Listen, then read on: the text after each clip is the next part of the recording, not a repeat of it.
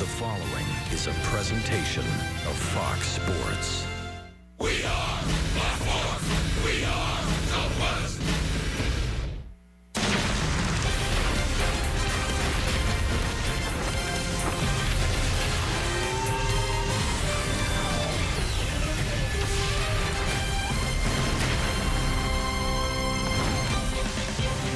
Texas Rangers baseball is presented by AT&T UVerse TV. Well, welcome once again to Kansas City, Missouri, Kauffman Stadium. A beautiful evening here in the city of Fountains. Tonight, it's Game 2 of this three-game series. Your Texas Rangers and the Kansas City Royals. And welcome in, everyone, along with Tom Greaves, Steve Busby. Glad you could join us for this Tuesday night of Rangers baseball. Rangers looking to snap a three-game losing streak tonight, and they will turn to a guy that they haven't been able to turn to this year, and that would be left-hander Derek Holland. Yeah, and they've really missed Derek Holland. I think before he was injured, Buzz, you looked at the 2014 season and said, Derek Holland is one guy you can count on. 33 starts, 200-plus innings, 14 to 16 wins. Without him, the staff was really depleted. And one thing you can say about this start, I don't think it could have happened any earlier because Derek wanted to come back. He worked as hard as he possibly could. He was disappointed he wasn't able to come back earlier. But I think the organization took the right approach and made sure that he was ready to go for this start. So he's ready tonight. He said he'll be a little bit amped up, but after he throws the first pitch, he'll be right back to normal. So hopefully it all works out for him. There you go. And he'll have a chance to knock some of that rust off at the major league level here tonight. He's taking on a pretty hot Kansas City team, though. They were able to win last night, and they continue to lead the AL Central. Derek Holland of the Rangers taking on the Royals. We'll have more from Kauffman Stadium right after this on Fox Sports Southwest.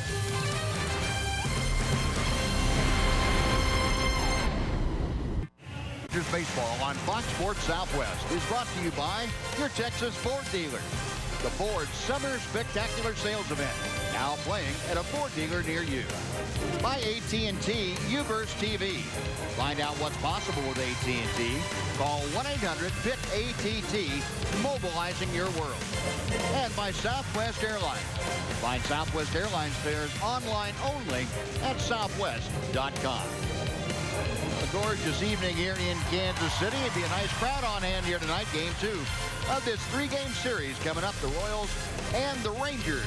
We will be back for the starting lineups and the first pitch right after this on Fox Sports Southwest.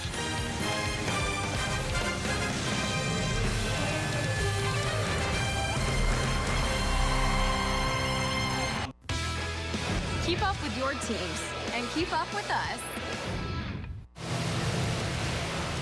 Well, welcome back to the city of Fountains, Kansas City, Missouri, and Kauffman Stadium, the home of a dozen or so fountains. From left center field all the way around to right center field. The Royals taking the field for tonight's ball game. And Rangers trying to snap that three-game losing streak that they have built up of late. Trying to get back into the good graces of the baseball gods. And we'll take a look at the Southwest Airlines Texas Rangers starting lineup tonight. Leonis Martin, the center fielder, leads off. Elvis Andrus follows. Then it's the DH tonight, Alex Rios. Adrian Beltre batting cleanup. Ryan Rua is in left field tonight. Adam Rosales at first, the Rangers player of the month for the month of August. Tomas Davies is catching. Rougned Odor plays second, and batting ninth, the right fielder, Daniel Robertson. Sonic scouting report for Jeremy Guthrie. Good, solid, middle-of-the-rotation veteran. 10-10, 4.43 ERA. He's had 27 starts this year. A little bit prone to the home run, especially against left-handed hitters. He's been tough on righties, but left-hand hitters have had some success with a long ball. 3.54 ERA in his last 6 starts. Prior to that, he was struggling. And 2 starts ago, he had one of his better starts of the year. That was in Texas. He went 8 innings in that game, gave up 5 hits and only 1 run. He's one of those guys that generally goes through the season without being injured. He'll give you 200-plus innings, and you can usually count on him to have an ERA around 4 and win you in double digits. Guthrie's had very much an up and down here. He's been running hot and cold and very little in between. Right now he's on one of his better streaks, although the numbers have been declining a bit of late. So maybe the Rangers will catch him at the right time and get him on one of the downstrokes. Take a look at the progressive defense for the Royals tonight.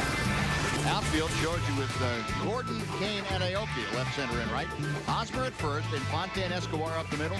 Christian Colon just up from Double-A, getting the start at third base, and Salvador Perez catching. Well, Leonys Martin steps in, hitting at .271, and Jeremy Guthrie gets things underway with the first pitch a little bit low for ball one. Martin with half a dozen home runs. He has driven in 35. Just 1 for 7 lifetime against Jeremy Guthrie, who fires a strike. Guthrie, very good sinker ball pitcher. Tries to keep the ball down and most of the time away from both right-handers and left-handers. 1-1 to Martin. 79 degrees at first pitch here tonight. Very slight breeze, maybe a mile or two an hour, drifting out toward left center. A gorgeous evening here in Kansas City. And a line drive to center, but Lorenzo Cain able to move 2 steps to his right and makes the grab. One gone. Well hit ball by Martin, but right exactly. I don't think Cain had to move. If he might have moved his feet a little bit, but if someone cemented into the ground, he probably would have been able to catch it. Well hit ball by Martin. We're talking about Guthrie's last start against the Rangers. That was 2 starts ago. Around that start, one before it and one right after it, he struggled against Minnesota. He gave up 14 hits and 9 runs in 13 innings. So you're right, Buzz. It has been kind of an up and down season for him. But, you know, if you're a 3rd or 4th starter, that's kind of what you expect. And when the season's over and done with, you hope that you've gotten your 32 starts, pitched your 200 innings, and won your 10 or 13 ball games. That's pretty much what you can count on with Guthrie. And Ned Yost very well aware of the importance of having a guy like Guthrie on a good pitching staff. There was a strike to Elvis, and that evens the count at 1-1. Elvis at .266 as he stands at the plate. A couple of home runs. He has driven home 34. Got him off the fists a little bit. No one hopper out to Infante. 2 gone. Next will be the DH tonight, Alex Rios. Well, Guthrie has won 5 of his last 6 decisions.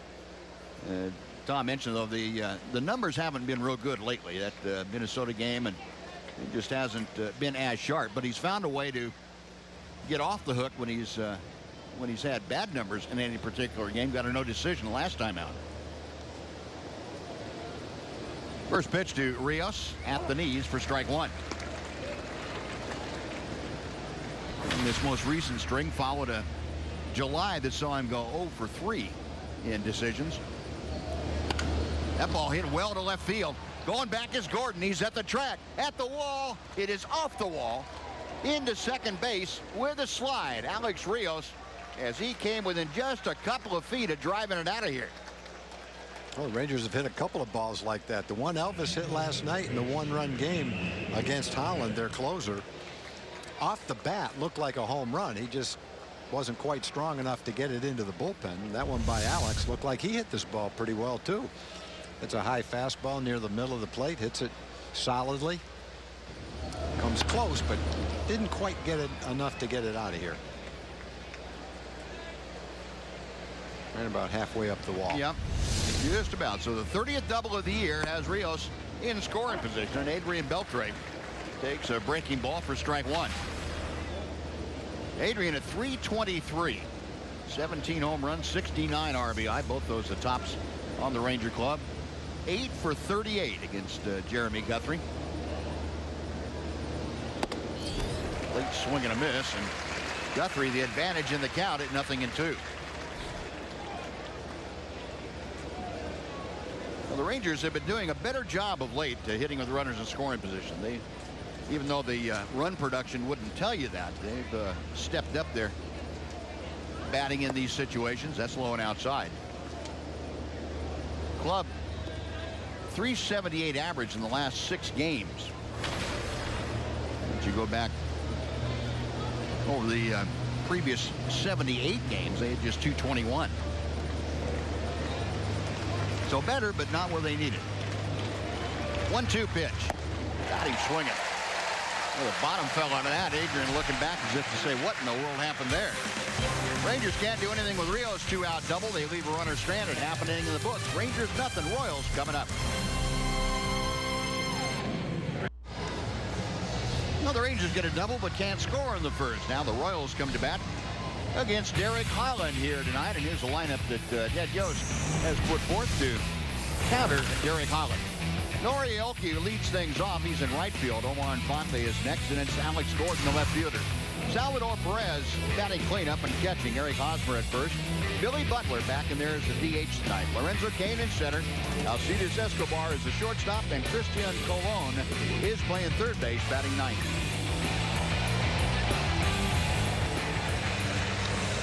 Look at the Sonic scouting report for Derek.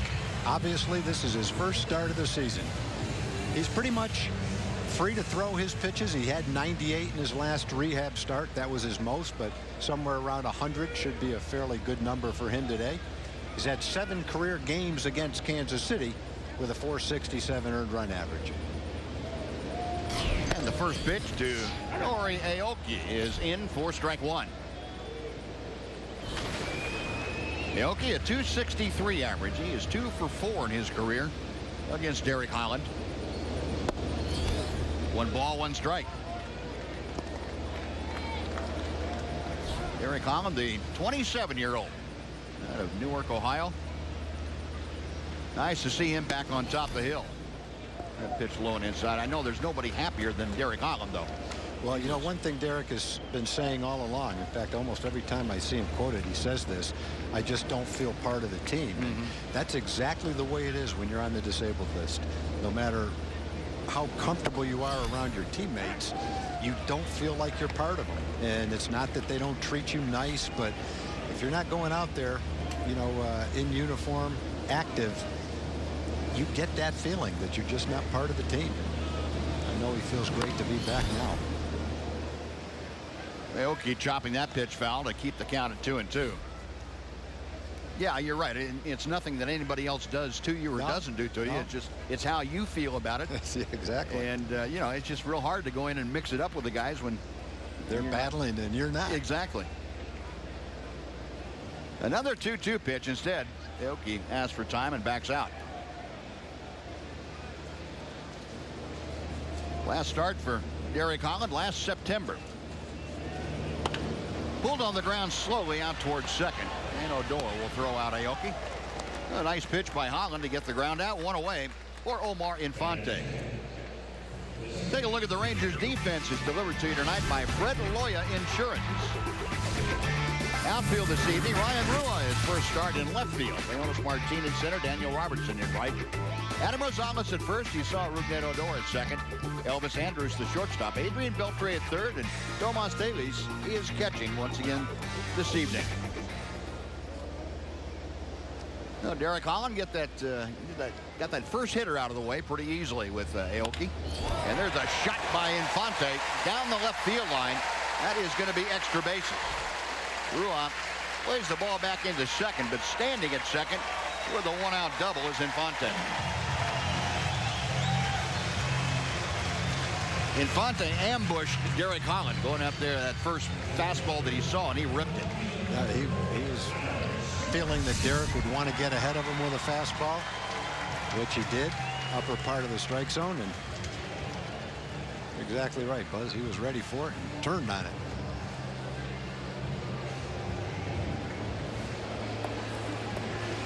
No, Derek got that out of the way. You give up the hit and you don't have to worry about it. No, Infante at second with 1 out. Now here's Alex Gordon. Gordon, a .280 hitter. He was going up there looking for that first pitch fastball too, and he got one, but it was in a pretty good spot.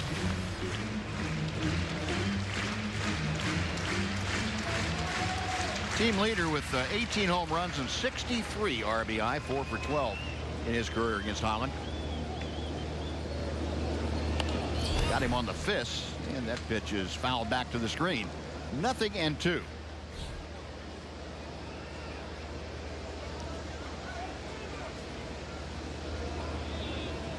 Derek Holland last worked on the 28th of September last year. Worked against the Angels and threw 4 2/3 innings and a Ranger 7-4 win.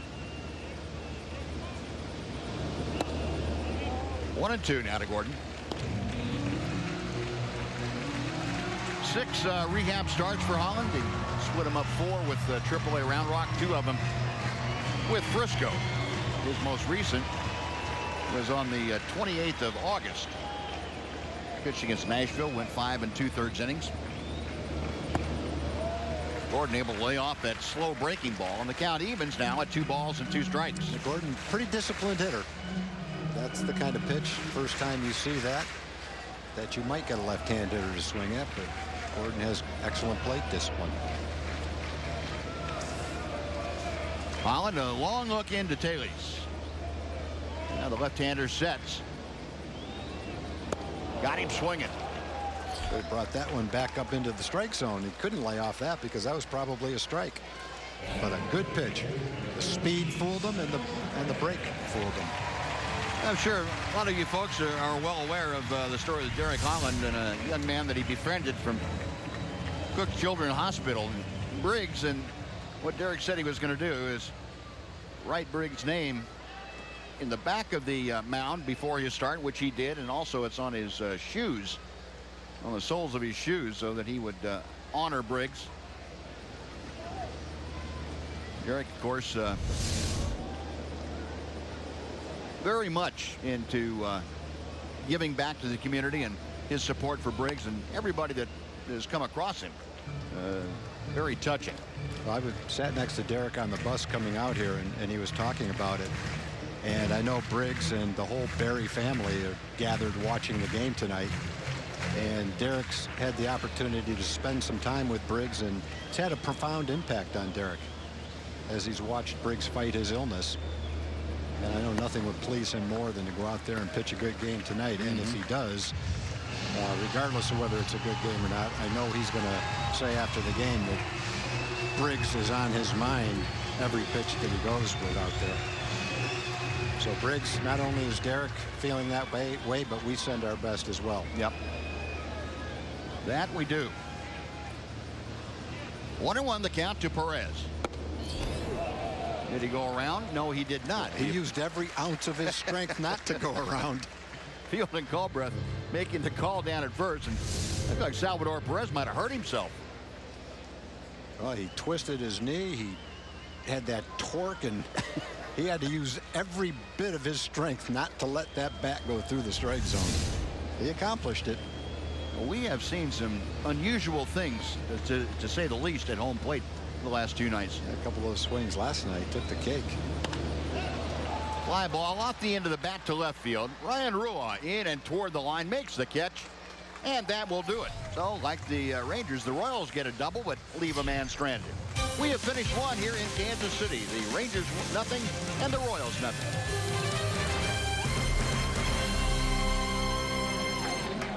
My name is Mike Maddox, and I'm from Las Vegas, Nevada.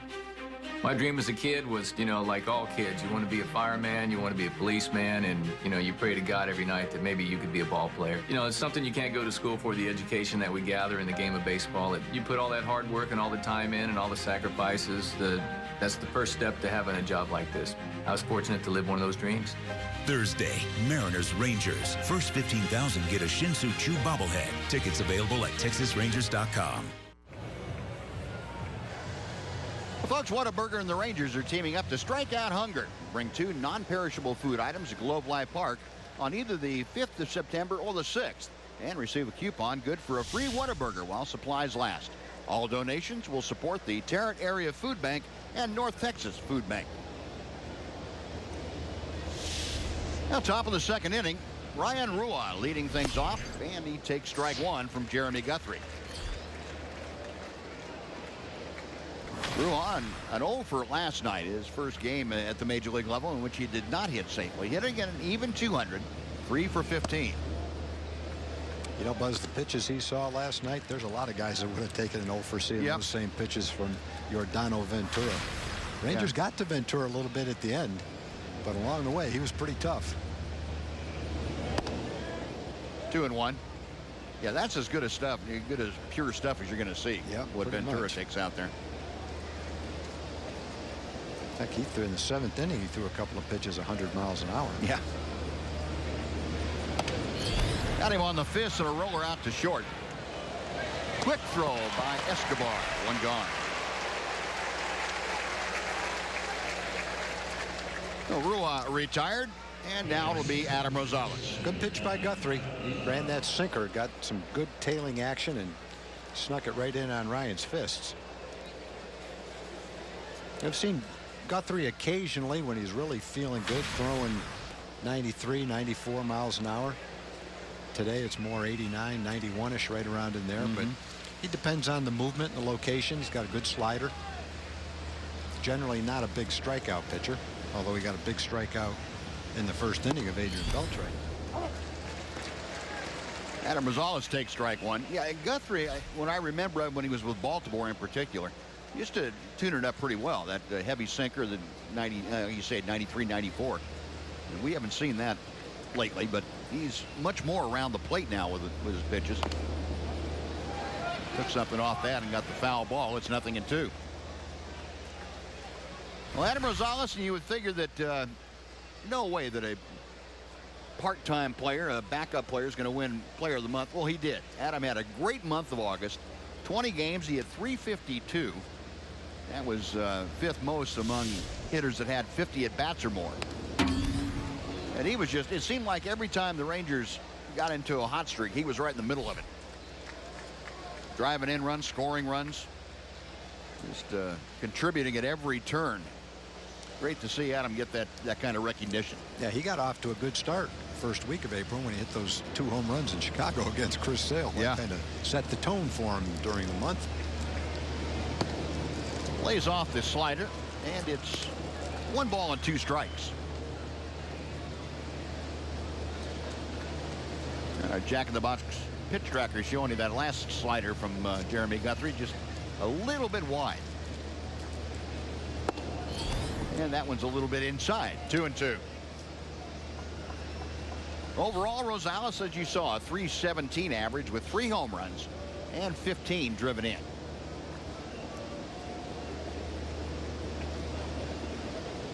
Guthrie into the wind.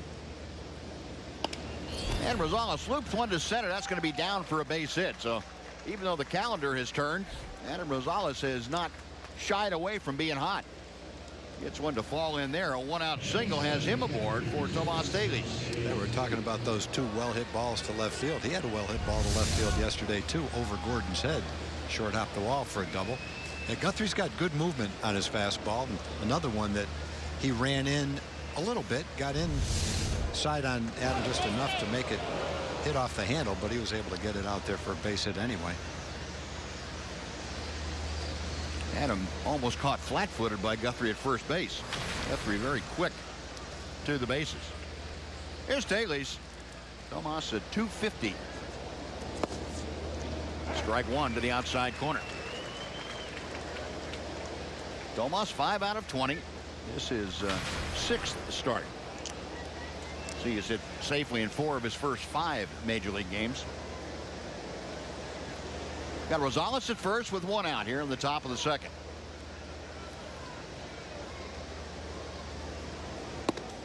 One ball and 1 strike.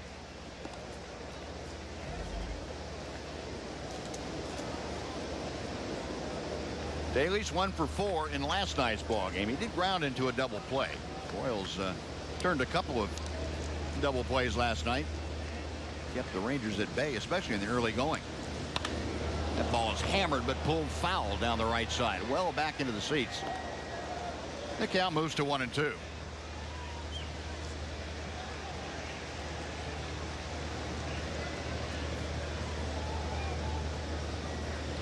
Taillys a switch hitter. Ron Washington getting him a lot of playing time lately. And Robinson Chirinos, the other Rangers catcher, has been bothered a bit by a sore wrist. So Taillys getting a little more playing time than Chirinos is at the moment. That's off the end of the bat. Fouled back to the screen. Still 1-2. No, I think we'd mentioned some of these things about Guthrie in the past, but he's a very interesting player. graduated from high school in Oregon. He was the class valedictorian, and he was the most valuable player for the football, basketball, and baseball teams. The third, Colon, little trouble getting it out, and then the ball is off Infante's glove, and everybody's safe. Well, Christian Colon getting the start at third, had a little difficulty finding the handle. Then the quick toss was high, and Infante couldn't bring it down. Yeah, Infante got his glove on it, but I don't know that he was ready for a ball thrown to that area. Kind of slapped to third. Yeah, it's too far off the mark. He couldn't quite reach it. That looks like an error on the third baseman. Colon getting a chance to play third base tonight. Moustakas is out of the lineup against the left-handed pitcher. That is going to be a fielder's choice and an error on the throw by Christian Colon. So first and second with just one out. Rougned Odor, a .248 hitter, stands in. Rangers trying to get on the board first here tonight. That ball hit well to center field, but moving to his left, Lorenzo Cain makes the catch. Tagging at second, moving to third. Adam Rosales staying at first is Tomas Telis. Boy, Odor hit that ball pretty square, but has nothing to show for it. Well, finishing up on Guthrie, he was picked by the Mets in 1997, but chose to go to Brigham Young and not sign. Went there for his freshman year. Then he went on a 2-year Mormon mission to Spain. So he didn't play baseball for 2 years. He came away without any baseball experience, but he came away fluent in Spanish. Then he came back and went to Stanford. He was a draft choice of the Pirates in the 3rd round. Didn't sign, went back to school. And then he was drafted in the 1st round by the Indians. Somehow the Indians only had him for a couple of years, and they exposed him to waivers, and the Orioles picked him up. Yeah. That was a great waiver claim by the Orioles. Not a real good decision by the Indians to make him available for that waiver claim. So he's a pretty bright guy, great athlete.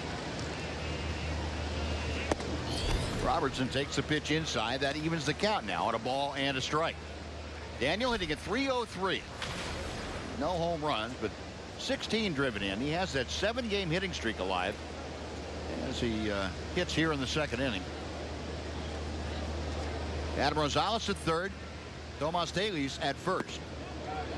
Check swing. Did he go around? No, he did not. It runs the count to 2-1.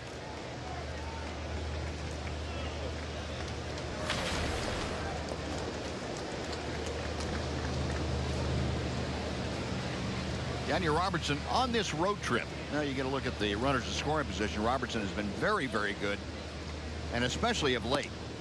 That pitch is in for a strike. He's one of the reasons the Rangers have been so efficient lately with runners in scoring position.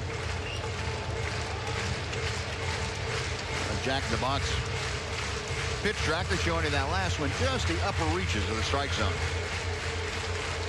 2-2. Guthrie working with 2 on and 2 out.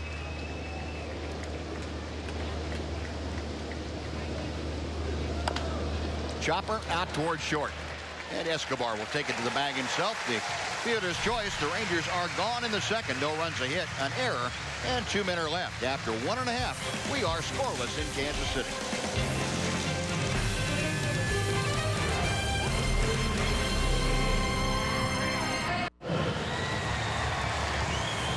Now, folks, it's time for you to tweet your photo for a chance to have it shown on one of our upcoming broadcasts. And that's all thanks to the good folks at AT&T. Simply use hashtag #SouthwestFanPhoto, and your photo might be selected to be aired during one of our upcoming telecasts.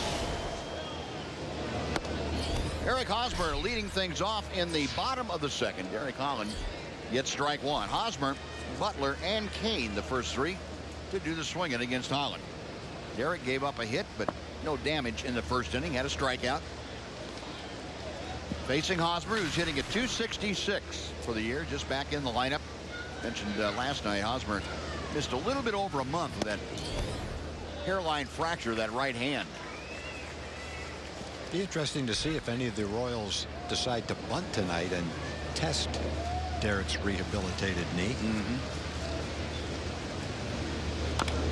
When you talked to Wash, Wash came out and he had a little infield drill PFP with Derek. Derek wanted to go out and continue to rehab, do some baseball exercises out there, field some ground balls, and Wash said he looked good, but he still has room for improvement, which would indicate he's good enough to pitch right now. He doesn't risk an injury, but he probably is not as agile right now as he will be next year. And this is a little chopper foul down the first base side. No, you'd figure knee surgery like that, from what I understand, that the microfracture surgery, it's about a full year to get back to 100%. And Derek, of course, had that surgery in January, so you're probably looking at sometime during the offseason for him to be back to where you would expect the 100%. 2-2 to Hosmer. Laid off the slider, and that runs the count full. So the first 3-ball count that Holland has had tonight. Hosmer leading off, to be followed by the DH, Billy Butler. Payoff pitch on the way. Got him on the fist, and the ball pulled foul. Big swing, but that ball didn't go anywhere. He put an elbow in that bat. You don't think it's supposed to have a hinge in it, is it? Well, the new one won't. Watch this. This is what you call getting jammed. Big swing, but kind of a splat when the ball hit the bat. I'll show you where it hit it. That's the classic way a bat used to break. Yeah. Instead of right in half with the end flying out toward the infielders. Hard hit ball, backhanded nicely by Beltre. Wrong guy to hit it to right now. 1 out. He's a human vacuum cleaner over there.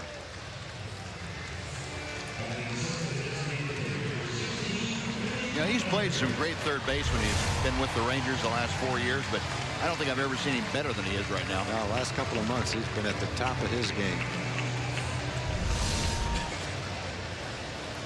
So 1 gone. Now Billy Butler.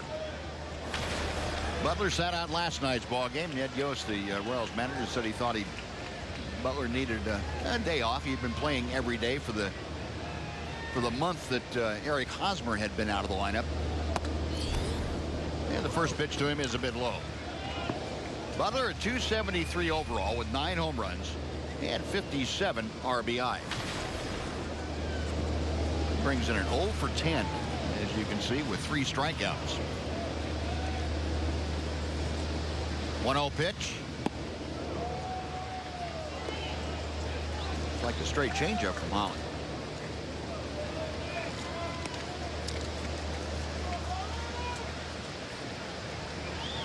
Despite his struggles of late, Billy Butler had a very productive month of August when he was playing every day. 16 RBI, and he hit 290.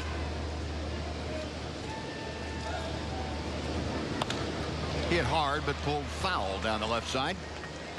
1 ball and 2 strikes. Well, if you just came out of nowhere to watch this one game, and it's the only game you'd seen all year, you wouldn't have any indication, at least from what I can see, that Derek hasn't pitched all year. No. Through 27 pitches, it looks pretty normal. And he jams Billy Butler. A little pop-up, shallow right. Ruben Odor there and make the grab. That is out number 2. Derek's fastball's been around 93 miles an hour, occasionally 94. He's thrown a couple of curveballs. He's thrown a couple of good sliders. He struck out Gordon with a slider.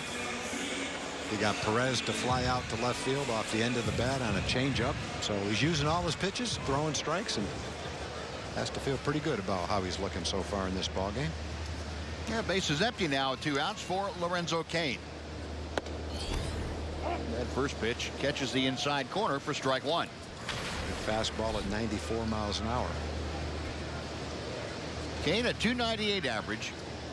Only less than a handful of at-bats against Derek Holland. Just 1 for 4.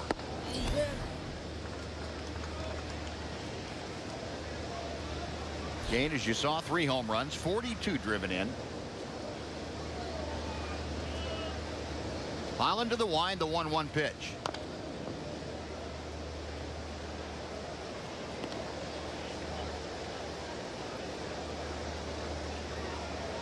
Derek facing a team in Kansas City that is second in the American League in batting average at 263. They're 9th in runs scored. Of course, the Royals the only team with fewer home runs as a team than the Rangers. Pitch high. Royals only 87 home runs this year. And, you know, in watching games in this ballpark, you can understand, I think, why. Because of the size of this ballpark, they're not going to have as many team home runs as other people. But their pitching is really what's keeping them in on things. Kane to right center, and Leonys Martin ambling over there, makes the grab, and that will do it. So Holland has retired 5 straight now as he sends the Royals down in order. We have finished 2. We are still scoreless at Kauffman Stadium. Rangers, Royals, tomorrow on Fox Sports Southwest. Folks, MLB.TV Premium, the #1 live streaming sports service, is celebrating 12 years. Join the millions of subscribers and watch every out-of-market game live in true HD on over 400 devices. Visit TexasRangers.com for details. Now, Jeremy Guthrie back out to the hill. Leonys Martin waiting his second at bat of the night. He leads off the third by dragging a bunt. It's a good one. That's going to be a base hit as there's no throw by Jeremy Guthrie. Yeah, some pitchers might pick that up and throw it just for the heck of it, but Guthrie's a veteran. He knew there was no play at first base. Well, Leonys Martin taking that ball with him down the first base line for a base hit.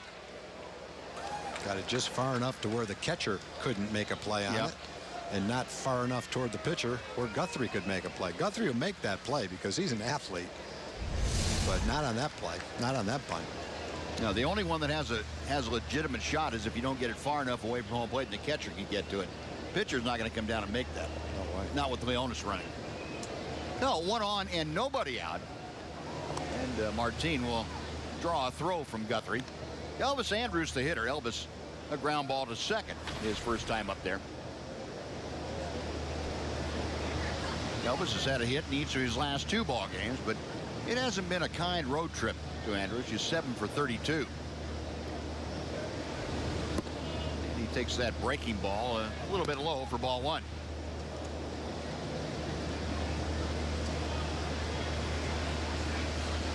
See that right side of the infield, a pretty good size hole with Hosmer holding Leonys Martin on it, and Omar Infante up at double play depth.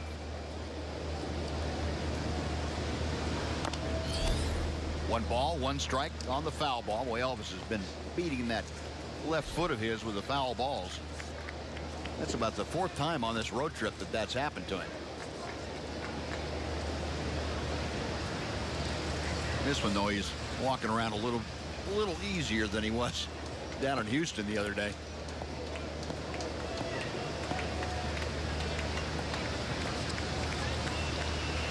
You know, Elvis back in, a 1 ball, 1 strike count. Martin, the runner at first. Leonys 22 stolen bases this year, but he's been caught 10 times.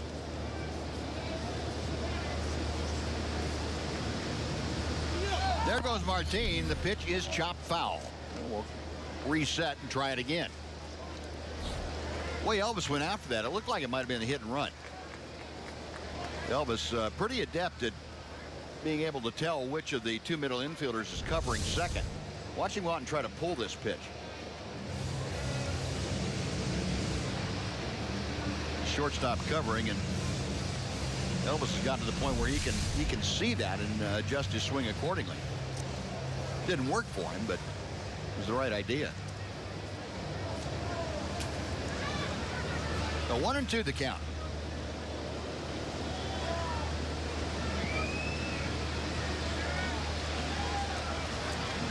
Leonys stepping off that lead.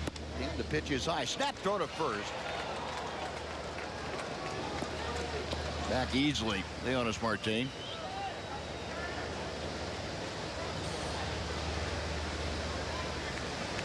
Salvador Perez with 4 pickoffs this year. He is not afraid to use that arm of his, and it's a good one.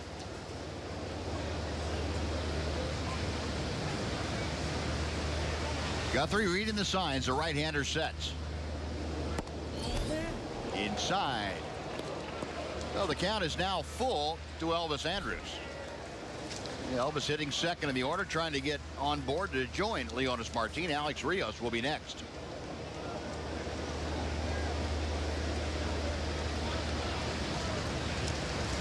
Well, Elvis has been double play prone, but not necessarily strikeout prone, so you would think he's running on the play.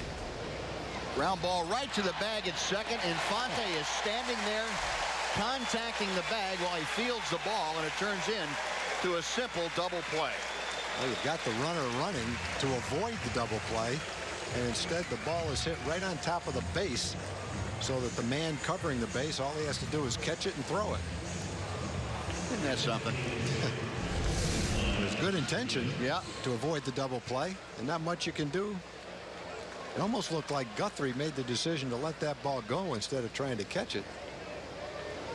If that's the case, he knew someone was covering second, knew someone was going to be there to catch that ball. Well, base is empty now, 2 away, and Alex Rios, who doubled his first time, takes the breaking ball for ball 1. Alex hit a rope to left field halfway up the wall, right in front of the Royals bullpen out there. 1 ball, 1 strike. Rios hitting at an even 280.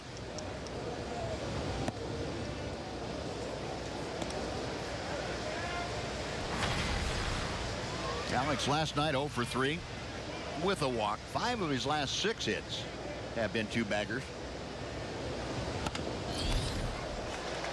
Out to second, and Infante flips it over to first. That'll do it. Rangers get a leadoff single, but the double play took care of that.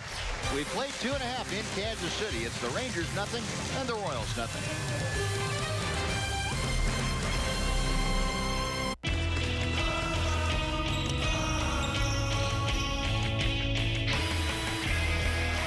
Together, we're a team. And together, we're family.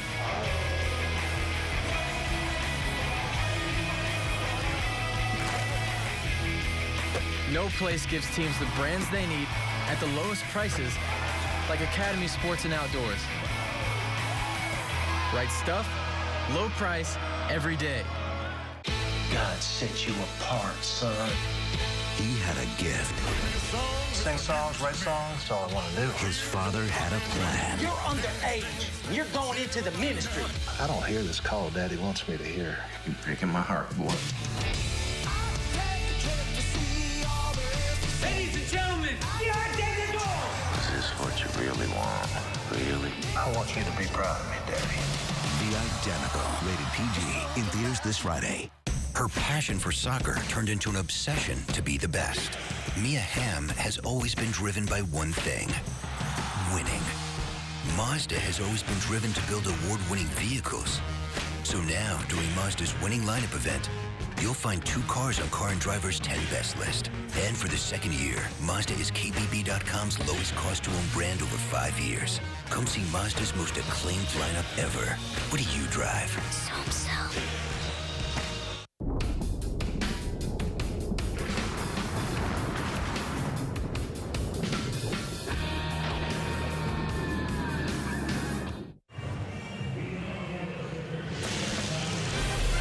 Texas Rangers baseball on Fox Sports Southwest is brought to you by Southwest Airlines. Find Southwest Airlines fares online only at southwest.com. And by the all-new Mazda 3 with seamless connectivity.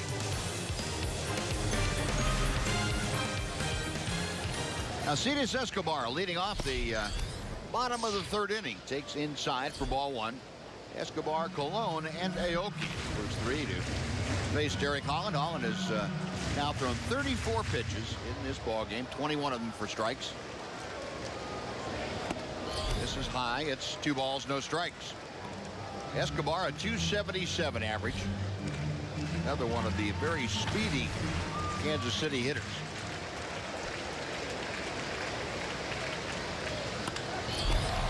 In the air, pretty well hit left center field. Ruan and Leonys Martin. Back is Ruan on the track. Reaches out. And the ball is off his glove and bounces out of the ballpark. I thought for a second he caught it. We can't really see very well. There's a sign right behind him. You kind of lose the ball. But Ruan reached out like he had it under control. And then the second base umpire, Alan Porter, singled 2 bases. I think it hit the warning track and bounced over. He hasn't played a whole lot of left field. The ball carried on him, and they reached for it, and the ball hit the warning track and ends up going out for a ground rule double. So Escobar at second to open up this 3rd inning. Now the bunt by Colon. It's a pretty good one. Rosales underhands to Odor covering, and the sacrifice goes 3-4. On to 3rd goes Escobar. He's there with 1 out. Pull the top of the order. Well, I have to admit that ball that Escobar hit carried a lot farther than it looked like when he made contact. You know, he's a guy that doesn't have a whole lot of power. He's only hit 2 home runs.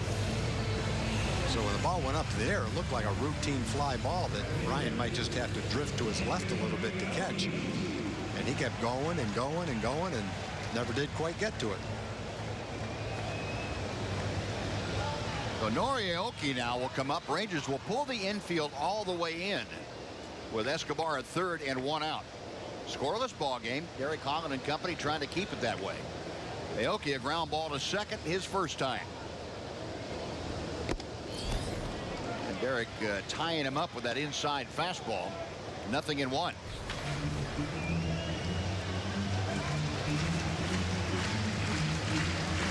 Aoki just a home run on 32 RBI this year.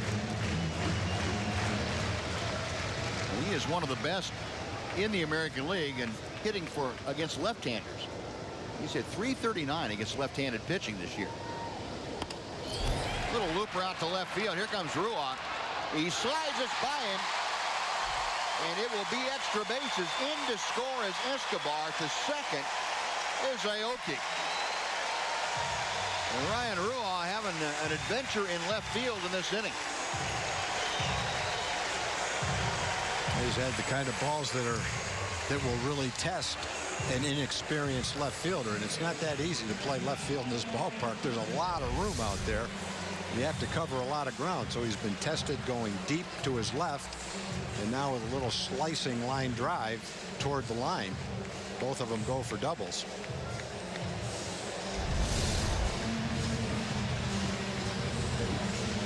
Omar Infante will be the hitter, and with Aoki at second, Mike Maddox is going to go out and talk to Derek a little bit, kind of lighten up the mood maybe for Derek. But it's difficult when you made reasonably good pitches and haven't had any results. You feel badly, especially for Ryan Rua out there to be tested like that in a couple of difficult plays. And the 2 plays have turned into a pair of doubles. Infante up there now, and Infante pulled one right down the left field line for a double, his first time. All 3 hits tonight off of Holland have gone for extra bases.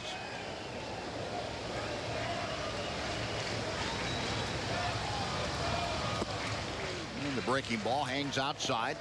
1 ball, no strikes.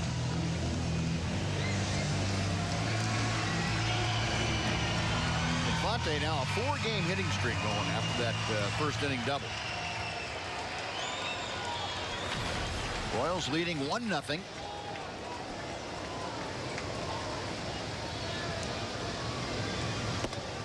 And 2-0 now.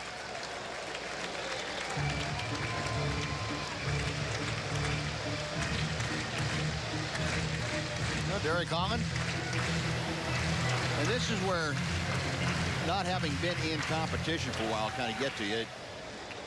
Guys that have been pitching all along, and Derek would tell you this, you get into a situation like that, you almost are on autopilot where you know what to do and just try to go out and execute.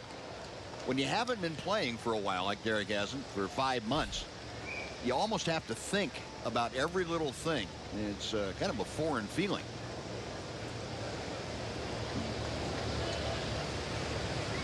Got Nori Aoki at second base. 1 out, a run in. Derek ready for the 2-1 pitch.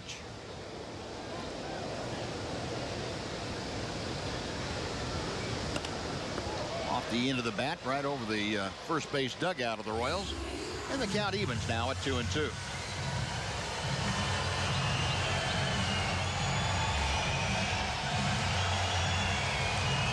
Holland trying to slow things down a little bit in the mental process. Think about what you want to do, how to keep Aoki at second base, and how to work to Infante. Got him swinging. Good pitch by Derek Holland. And Holland gets his second strikeout. That is out number 2, and it'll bring up Alex Gordon. And let's take time right here for a Mazda game break. Here's John Radigan. All right, Buzz, thanks much. Tigers and Indians in Cleveland, bottom of the first, no score when Cleveland's Carlos Santana hammers the pitch deep to right field. It is gone, and it's an opposite field shot. 2-run jack, his 23rd of the year. 2-1 Cleveland now in the 5th, guys. All right, John, thank you. In the American League Central standings show you Kansas City enjoying a half-game lead over those Tigers as we enter play here tonight. Alex Gordon takes off the outer edge for ball 1. Gordon accounted for the other strikeout that Holland recorded, the first one back in the first inning. Gordon, the team leader for the Royals with 18 home runs, 63 RBI. And that pitch fouled straight down.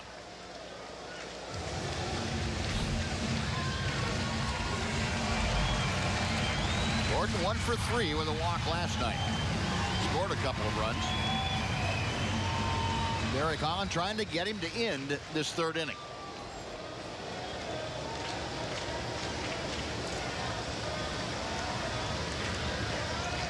Left-hander nods in agreement, and the 1-1 pitch is fouled away. He's thrown Gordon a good assortment of pitches in both at bats. The slider, he's kept it down and away, and thrown the fastball up and in. Gordon's kind of caught in between.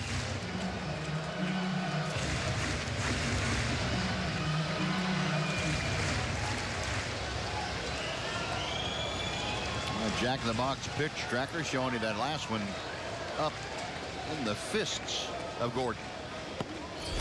2-2 now.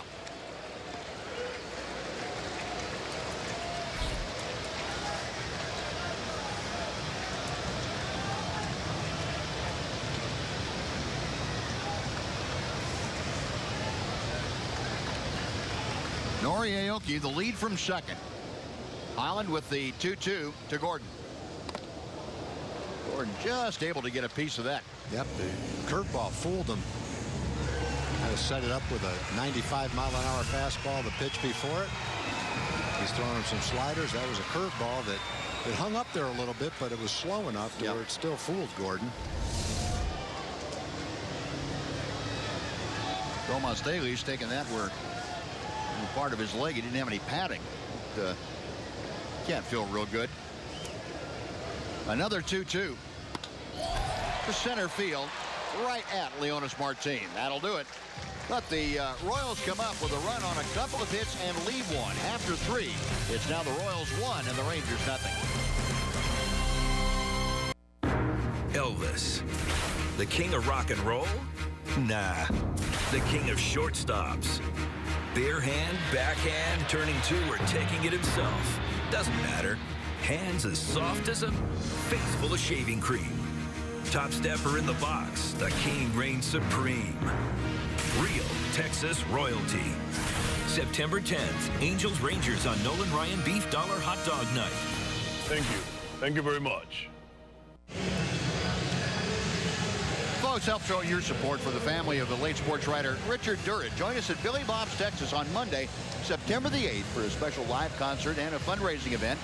You'll enjoy great live music featuring Casey Donahoe and Rhett Miller and quite a few others.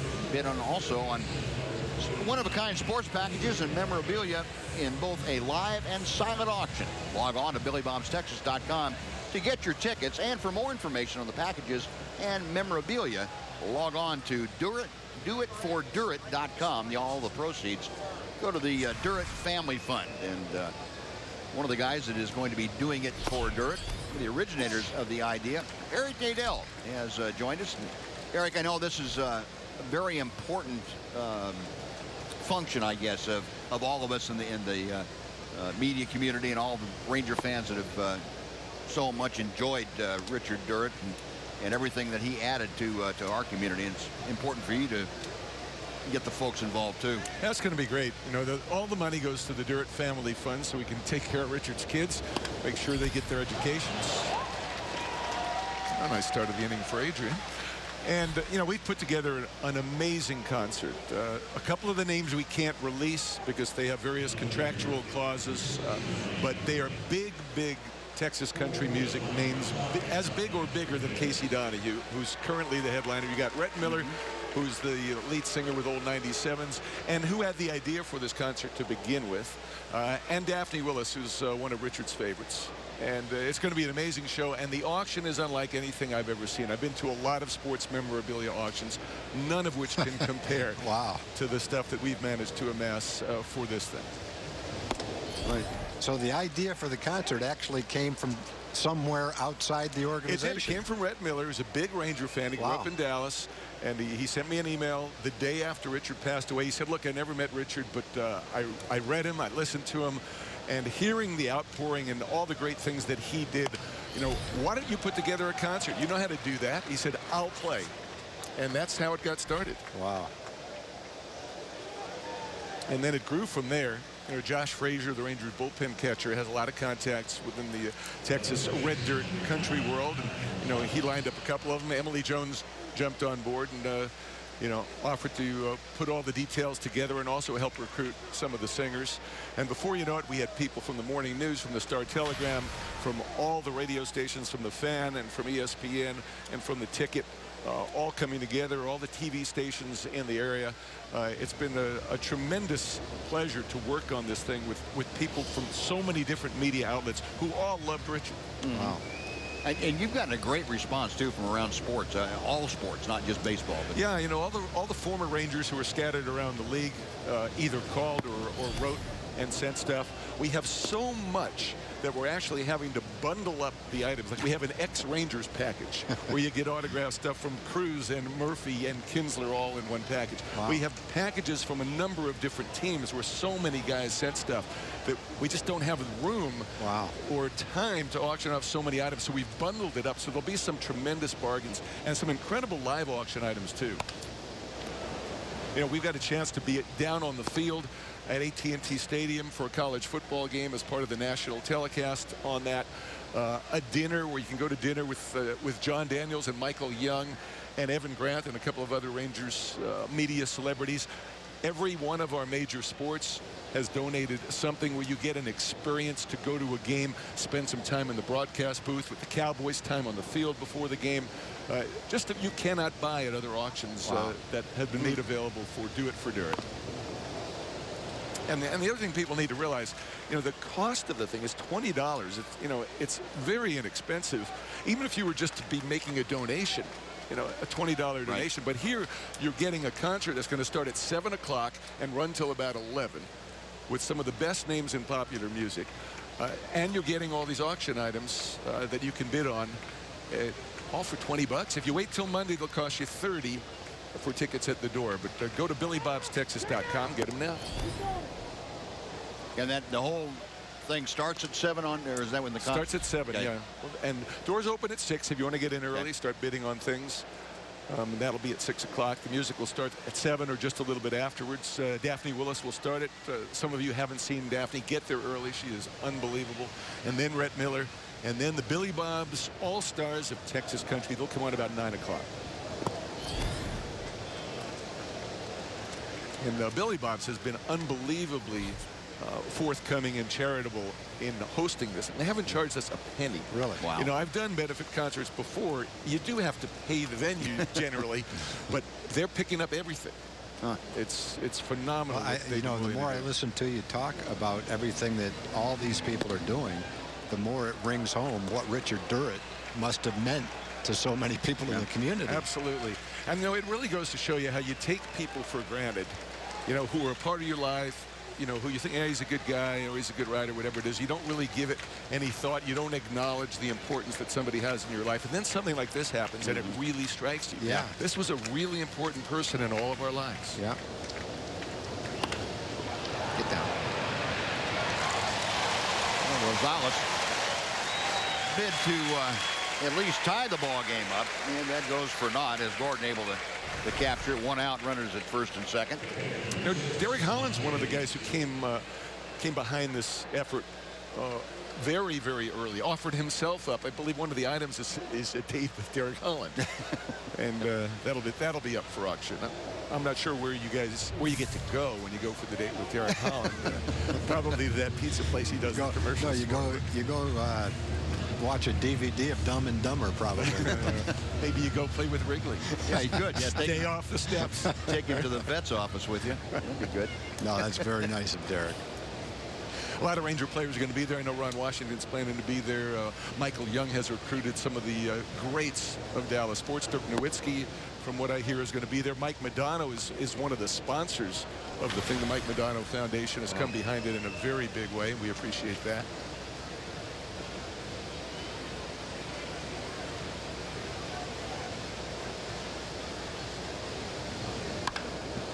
Boy, Daly's turning on that, and just a little in addition to your concert, there's been so many other things going on. Jamie Newberg had the big function out at the ballpark that was successful, raising money. So it's coming from all different places. Yeah, we've got the strikeout cancer stuff tonight. Right. Did you guys put the T-shirts on? You guys no, we've got to get that out. We got the red T-shirt with the backwards K on there. I'll put that on.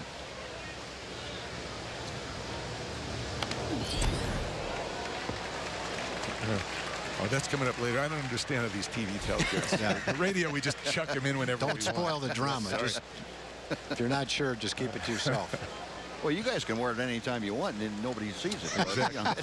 Put it out. If you guys have to, we'll show you tonight. Let us know what inning.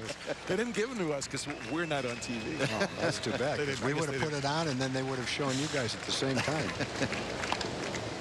Guess they didn't realize that I was going to be on TV. Yeah, that's right. Little did they know. This wasn't in the original schedule. Yeah, I might have worn a better shirt.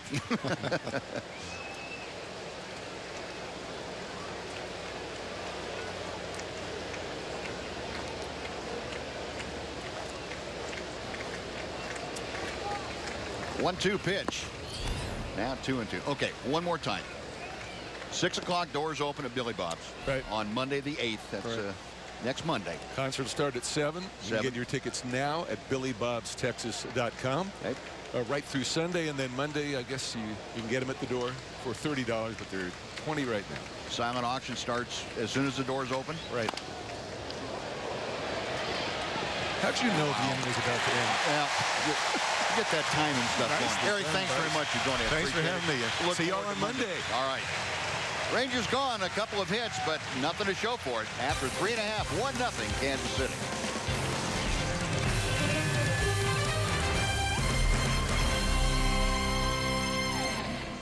Big 12 Live, presented by Ford, every Saturday night on Fox Sports Southwest.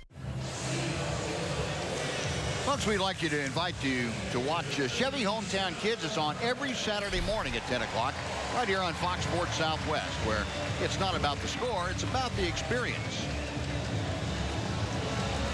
The Rangers didn't have a great experience in the top of the 4th inning, had the first 2 men aboard, and ended up with a line drive to left and a double play grounder. And all of a sudden, what looked very promising went for naught. A little cotton candy will help things get that sugar high going, bouncing off the seats. So Derek Holland out there to try and keep this a 1-0 Kansas City lead. He will face Salvador Perez to start things off. Perez to be followed by Hosmer and Butler for the Royals. Perez, a fly ball softly to left field, his first time up there. 1 ball, no strikes. That pitch for Derek Holland, number 74 of the evening. He was forced to throw a few more pitches, 51. He was forced to throw a few more pitches in that 3rd inning than he cared to. Out to second, right there, Rougned Odor. 1 gone. Bill Holland gets Perez, and now Eric Hosmer will come up. Hey, Derek's been pretty sharp. He hasn't walked the batter. He struck out a couple, using all his pitches, throwing a lot of strikes. Now, Holland in his rehab starts got it up to 98 pitches in his last outing. At 87 the one before that. So there, as Ron Washington said, there's not a pitch count on him, a hard and fast pitch count. He said we'll just see how he looks, but Derek has shown that he's in good enough shape to take it out there for 100, maybe 100 plus pitches tonight. And for the most part, that's kind of what they throw in their 19th or 20th start. Right. You know, very seldom do you see one of our guys go 118, 119 pitches. Usually it's 98 to 110 pitches, right around in there. 2 balls and no strikes to Hosmer. Ground ball to third his first time. He was picked clean by Adrian Beltre. Holland's 2-0 pitch. Left center field. Rua into the alley and makes the catch. What do you think was going through his mind as he was tracking that down? I'm catching this ball no matter right. what. Exactly. I'm going to smash into the center fielder. I'm going to smash into the wall. Wherever that thing is, I'm not stopping until I catch it.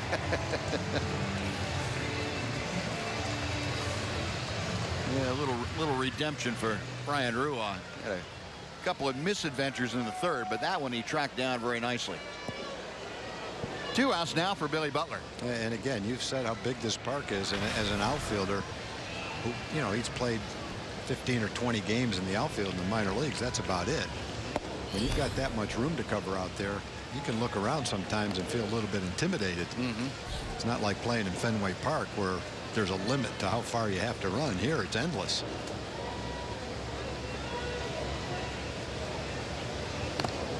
Butler swinging a foul tip. 1 ball, 1 strike. Yeah, from alley to alley here, it's as big as Yellowstone. It seems like it. Well, you can go forever. Yeah. 387 to the power alleys and 410 to dead center.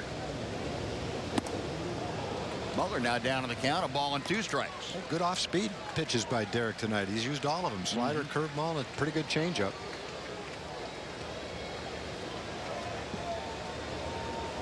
Butler popped out to second. Back in the second. Got him swinging. Well, Holland with his 3rd strikeout of the night. He sends the Royals down in order. We have finished 4 in Kansas City. It's the Royals 1 and the Rangers nothing.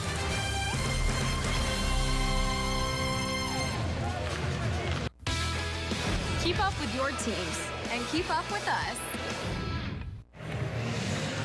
Now the upcoming schedule brought to you by Progressive. Rangers and Royals tonight, and then finish up here tomorrow night. And the Rangers come back home for 4 against Seattle on an off day on Monday. Then it's the Angels and the Braves to round out the next to last homestand of 2014. Rangers' last road trip takes them out to the West Coast, Oakland and Anaheim. Nick Tepish and Jason Vargas tomorrow night in the wrap-up of this 3-game series. We'll be with you at 7 o'clock on Fox Sports Southwest with Rangers Live beginning at 6:30. The Royals leading 1-0 despite being out-hit by the Rangers 5-3. And Rougned Odor will lead things off. It'll be Odor, Robertson, and Martin to face Jeremy Guthrie. Odor, a fly ball to center, his first time to the plate. And the pitch high and tight for ball 1. Rougned with the batting average at .248 currently. 7 home runs, 35 driven in. Lines one to left center field. Gordon into the alley. It's by him, and it's going to go to the wall. This could be 3 for Odor. Not stopping at second. He is into third with the slide, and a leadoff triple for Rougned Odor. Yeah, I think the ball fooled Gordon a little bit. He took an angle on the ball that was a very sharp angle, went straight to the ball, couldn't get to it, and then the ball shot right past him. He tried to make up for it with a long-range throw to third, but a little bit late. Good job by Rougned hitting that pitch, tailing away from him. You can see what Gordon has to do. He went straight to the ball, then he has to go straight back to get it. Launches a long-range throw, which made it a pretty close play. But not quite in time. So for Rougned Odor, his 6th triple of the year, and that is the most by a Ranger rookie since Elvis Andrus had 8. Odor now with the tying run at third base, nobody out. Daniel Robertson, the hitter, and the Royals playing the infield back with nobody out. Robertson grounded into a fielder's choice his first time up. Chopper to short, that'll get the run home. Escobar on to first, in to score. Odor. Robertson thrown out, but he ties the ball game. It is now 1-1. Well, earlier today, folks, Eric Nadel mentioned it. It's Strikeout Cancer Day, and all the players, this is a function of the Players Association.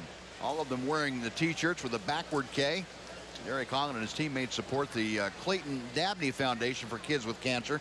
And each club, with their player representative making the choice, support a different cancer foundation. And for the Rangers, that was the choice of Derek Holland, their player rep.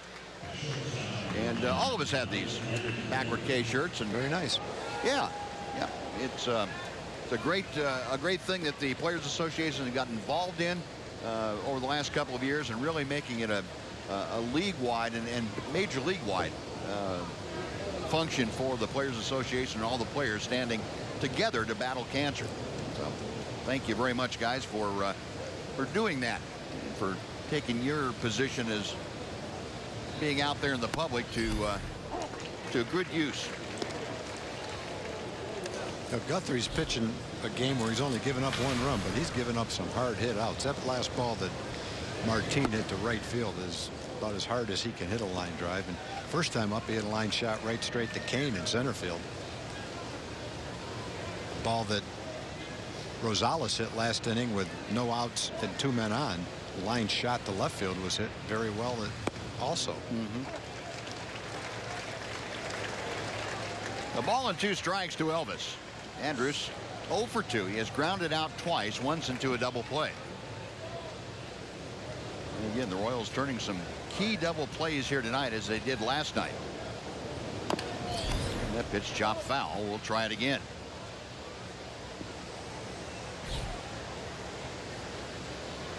Last night, the Royals turning 3 double plays. And tonight, 2 very important ones thus far.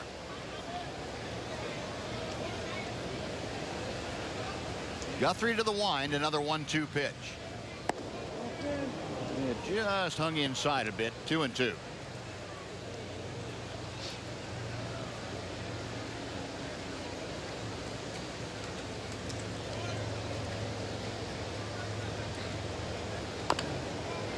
And that's a little number that'll go on off foul, and we'll try it again at 2 balls and 2 strikes. Oh, this must have hit 5 balls like that so far in this game.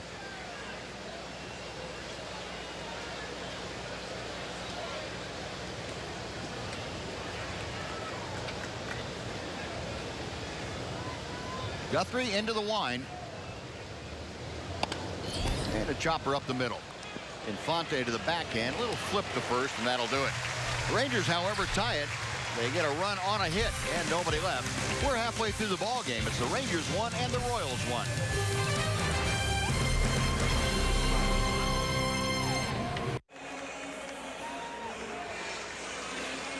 Well, folks, earlier this year, fans were given a chance to vote on a giveaway item, and you chose the Texas Rangers camo T-shirt.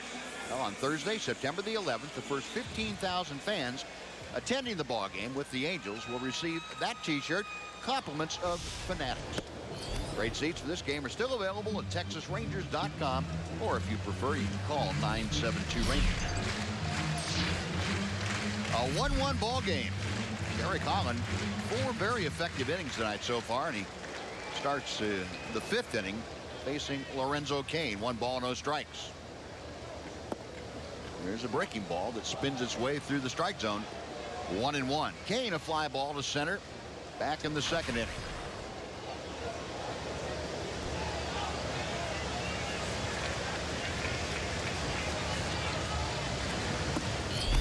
Now 2-1. Cain came in last night's ball game as a defensive replacement. Went 0 for 1 in that game. He has done some damage against the Rangers this year.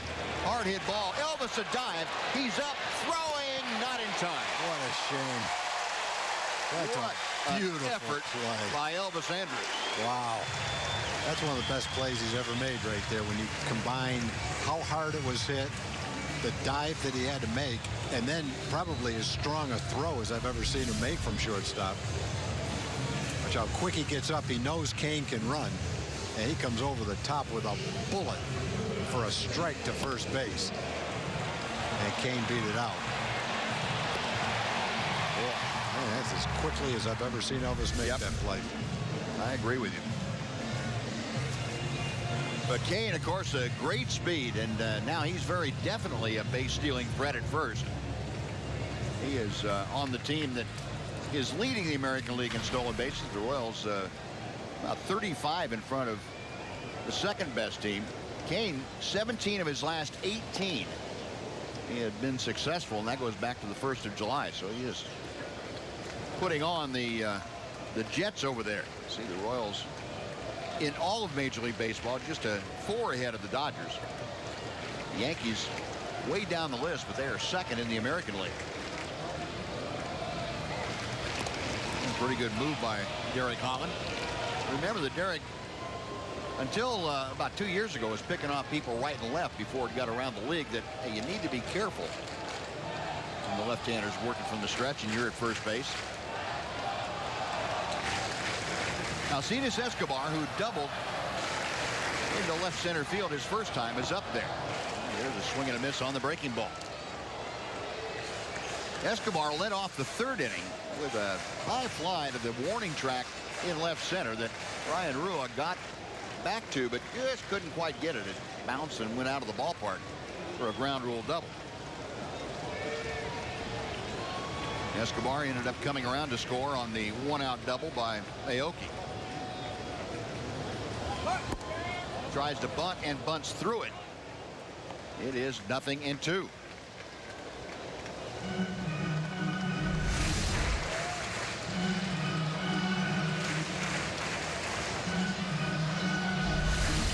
Bunt for a base hit, and at the very least get a sacrifice attempts.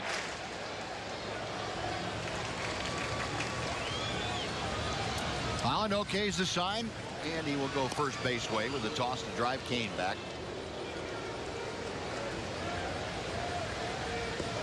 Saw Tomas Taylor last night uncork a couple of good throws to second base.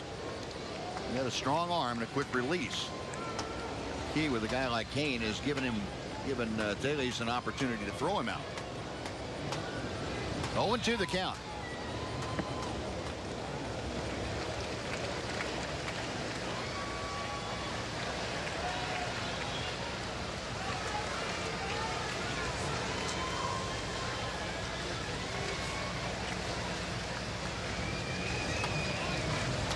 Derek Holland, his first major league outing of 2014, the 60th player used by the Rangers this year. That establishes a new major league record.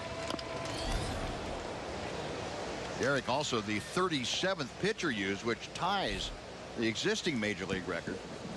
And when either Michael Kirkman or Luis Alberto Bonilla gets into a ball game, that will set a new record for pitchers used. Rangers also, with Holland out there tonight, as the 14th different starter that they've used this year. Kind of like a revolving door is basically what it's been. What they use in that one pennant season? 6 starters, 7 starters? Yeah. It's pulled foul by Escobar. Yeah, 7. 7? Yeah, and I think all but 5 were of those were spot starts. The other guys. They used 5 guys the entire year, and it's some 5 spot starts, I think, for the rest of them. But no such luck this year for Ron Washington's club. They've had to dig deep and dig often. Escobar waiting Holland to check a first. And a fly ball to right field. That's hit pretty well. Robertson, though, back with room and just in front of the warning track makes the catch. Escobar's hit a couple of balls that have gone farther than you thought he could hit a ball. Not that that ball was a tape measure shot or anything, but it looked like a lazy fly ball to right field and carried almost to the warning track out there. It's the same thing that happened to the one that ended up going for a double. I think Ryan Rua kind of played it that way, like it wasn't going to go that far, and it just kept going and going all the way to the warning track in left center field. So Escobar's hit a couple pretty long way tonight. Mike Moustakas, who entered the ballgame defensively inning before last, now up there. Took over for Christian Colon. Moustakas at 206 with 15 home runs and 50 driven in. Holland a long look at Kane, and the first pitch is a strike. 0-1. Moustakas 2 for 4 with an RBI last night. He has done a number on the Rangers this year, hitting .429. This is the 5th matchup between the two teams.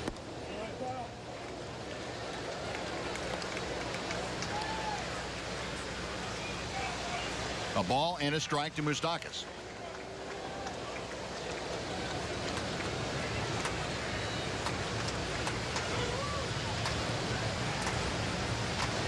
Holland, that letter high set. And Moustakas chops one to Adam Gonzalez at first. He makes the tag or missed the tag. He must have missed him. Now they've got Kane in a rundown. And Elvis going to tag him out. That's a weird play. I thought he was going to tag him to tag first and trot right back into the dugout. Lorenzo King got caught in no man's land, didn't know where to go. So he just stood there. That'll do it for the Royals. We finished 5, 1-1 the score.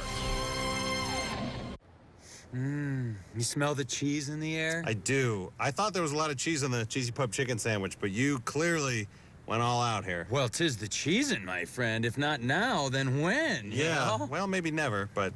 In case I haven't already said it, cheesin's greetings. You said it 3 times already, but thank you. I'll take it again, yes. Okay, gotcha. Doesn't get cheddar than this. Cheese it up with the Cheesy Pub chicken sandwich and save room for creamy cheesecake bites. This is how you Sonic. Rangers, Royals, tomorrow on Fox Sports Southwest. It's time now for the Sonic Slam Inning, brought to you by Sonic. Tonight's jackpot is worth $600 and dinner for 2 at Sonic Drive-In. Tonight, the Rangers are hitting for Rosemary Schindler from Pilot Point. And if a Ranger hits a grand slam this inning, Rosemary Schindler from Pilot Point will win $25,000. You can register at any participating Sonic restaurant. Now, a 1-1 ball game. Rangers coming about here in the 6th inning. It'll be Rios, Beltre, and Rua. Rosemary, buckle your seat out there in Pilot Point. I think you've got a shot at winning $600. Alex Rios would love to touch one off here. It's been 41 ball games since he has hit one. And that one's foul off to the right, 0-1. Rios tonight has doubled. That came about 4 feet from getting out of the ballpark. He's also grounded to second. Down on the count now to Guthrie at no balls and 2 strikes. Rangers a run on 6 hits tonight. The Royals a run on 4 hits. Royals with the only defensive miscue. Salvador Perez looking at his catcher's glove. How in the world did that thing escape me? The foul tip in and out of the glove.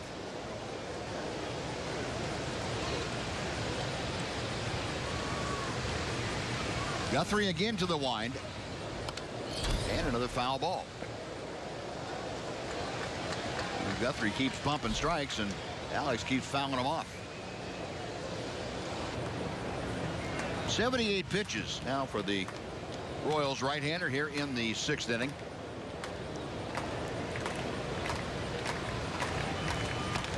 Up the middle, that is into center field for a base hit. And he finally got a pitch down and out over the plate that he can handle, and Alex aboard with the leadoff single. Now Adrian Beltre coming up. And before Adrian steps in, let's take time for a Mazda game break with John Radigan. John? Hey, Buzz, on the same night he stole his 50th base of the year, Jose Altuve shows a little power, flexing the muscles at the plate, his 7th home run of the season. That one off C.J. Wilson, the former Ranger, makes it 4-0. Astros now lead it 5-0, guys. Thank you, John. Well, the AL West will show you the Angels with that 4.5 game lead over Oakland. They swept Oakland a 4-game series, and that opened up that advantage. Rangers, by the way, eliminated over the weekend, the third earliest as far as numbers of games in the season. They have been eliminated in their history. But I don't think that comes as any surprise to folks that have followed the Rangers this year with all the problems that have occurred. And what do they say? Unless you experience the bad, you can't really like the good. Well, we're going to know what the good feels like next year, because we've had the exact opposite this year. Exactly right. But we're definitely going to not take it for granted next year. Yeah, Beltre staying alive, fouling that last pitch off. Adrian 1 for 2, a single his last time up. Got Alex Rios at first here in the Sonic slam inning. A 1-1 ball game.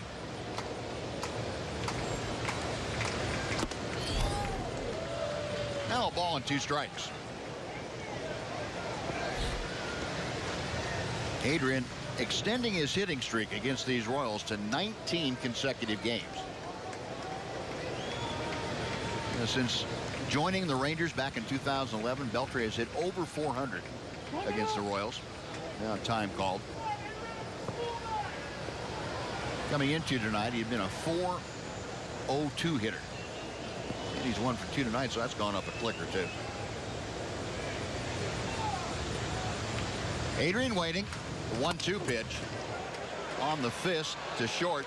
They get 1. Return. Got him. And Adrian Beltre didn't think so. Hosmer made the big stretch. Ron Washington coming out of the Ranger dugout and looking back at the bench. Tim Bogar will get the word from Joey Probinski upstairs, and Ron Washington coming out. It looks like he'd gotten the word already that it might be well worth the challenge. He will run down, talk to the first base umpire, Fieldon Culbreth, who made that call. Hard to tell from now. That wasn't, at least to me, very obvious. Tom, did you? No, if I had to make the call, I would have said safe, but I'm not exactly positive about it. But I thought he was safe. Well, we're going to find out, because Ron Washington has issued the challenge, and I think from that replay, probably you're able to see that Beltre's foot looked like it was on the bag before the ball impacted the glove. That might be a tie. Yeah, that's a close one. It was pretty close. And again, the call on the field is out. Maybe on this angle you get a better idea. Let's see. Wow, I think it's a tie. Yeah, I think you're right. I think you're right.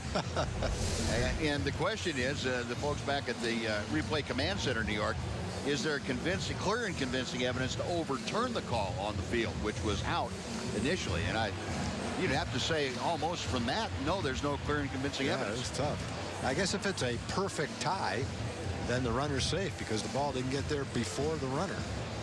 But it's pretty tough for us to know whether that was a perfect tie or not. This would be an interesting call.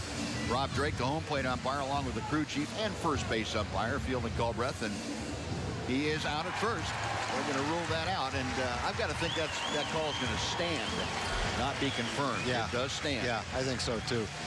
Which means there wasn't clear and convincing evidence to overturn the call, but they're not sure there was clear and convincing evidence to go the other way either. So the call stood as made on the field. Minute and 14 seconds for that rather lengthy review, and here's the determining factor. Awfully close. Yeah, I think if he was called safe and Ned Yost went out, the safe call would have stood too. Yep, I think you're right. So for the Royals, their third double play turned to the night. Turned 3 last night, 3 tonight. Ryan Rua up there now with the bases empty and 2 outs. And a check swing on the breaking ball. 2 balls, no strikes. Rua, a single to center field his last time. He's 1 for 2 tonight. Boy, he had a rip at that. 2-1. Good sinker. He was right on that ball. It just sunk underneath his bat. Chevy pitch tracker showing you the not only the location but the pitch breakdown. 43% fastballs only. Chopper to third, deep behind the bag. Moustakas, long throw, and he got it. Takes a pretty good size arm to make that play, and Moustakas did it. No runs a hit, nobody left for the Rangers. The double play took care of it. After 5.5, we're deadlocked at 1. Everyone here at Fox Sports Southwest wants to thank Rangers fans all across Texas. But I will never stop believing in Texas Rangers baseball. Thanks for being a part of our family. Thanks for being a part of every game. There is no fan like a Rangers fan. Game after game, thanks for watching. We love the support from the Rangers fans, and we hope that you love our gift to you. Buy one ticket, get one free for this Rangers game. Go to TexasRangers.com and enter coupon code THANKSFans. This copyrighted broadcast is presented by authority of Rangers Baseball, LLC, and may not be reproduced or retransmitted in any form. And the accounts and descriptions of this game may not be disseminated without the express written consent of Rangers Baseball, LLC. Texas Rangers baseball on Fox Sports Southwest is brought to you by your Texas Ford dealers. The Ford Summer Spectacular Sales Event, now playing at a Ford dealer near you.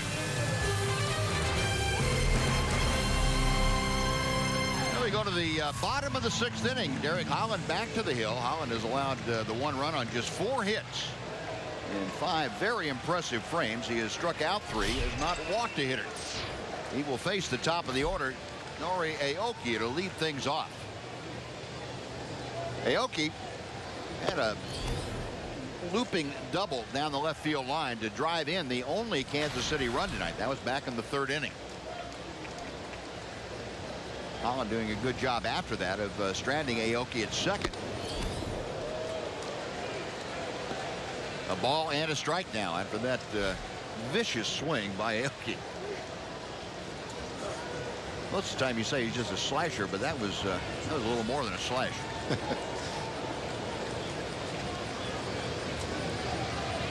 Aoki, of course, very good speed, so the Rangers playing him accordingly on the infield. Adrian Beltre up in front of the cut of the grass, and even the second baseman Rougned Odor cheating in toward home a little bit to cut down the chance of Aoki dragging a bunt toward him. 2-1 pitch from Holland to left field. Rua playing shallow. It's going back. It's over his head, and that is going all the way to the wall. Aoki to second will stop there. The Rangers have the alignment of the outfield well around to the left, but shallow. And Aoki showing you pretty good pop as he drove it over Rua's head for the double. Yeah, I think more often than not, playing shallow is the way to go against Aoki. He gets a lot of infield hits. He slaps the ball around. The double that he got was just a little slicing jam shot to left field. And that one he hit pretty well. You know, occasionally he's going to get a hold of one and hit it like that, but more often than not, I think you're better off playing him in shallow. So a leadoff double, 5 hits tonight for the Royals, and 4 of them have been doubles. And now we're going to get Gerard Dyson. Gerard Dyson in as a pinch runner for Nori Aoki. Well, Dyson with his great speed out there at second, carrying the go-ahead run here in the 6th inning.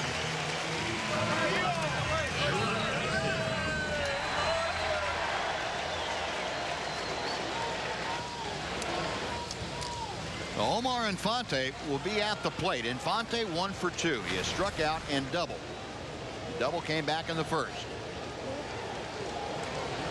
And Dyson with 30 stolen bases out there at second, and Holland will check him. Fly ball, right center field. Leonis Martin getting over to make the catch. Dyson thinks about maybe taking off, but thinks better of it. Yeah, I think Leonis's reputation is well known around the league, and there aren't many guys faster than Dyson, and even he didn't try to go to third on that one.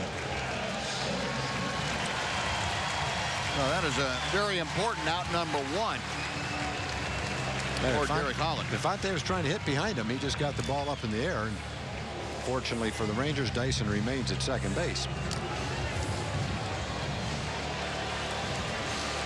Elvis Anderson to have a couple of words of encouragement for Derek Holland. Alex Gordon now will step to the plate. Gordon 0 for 2, a strikeout and a fly ball to center.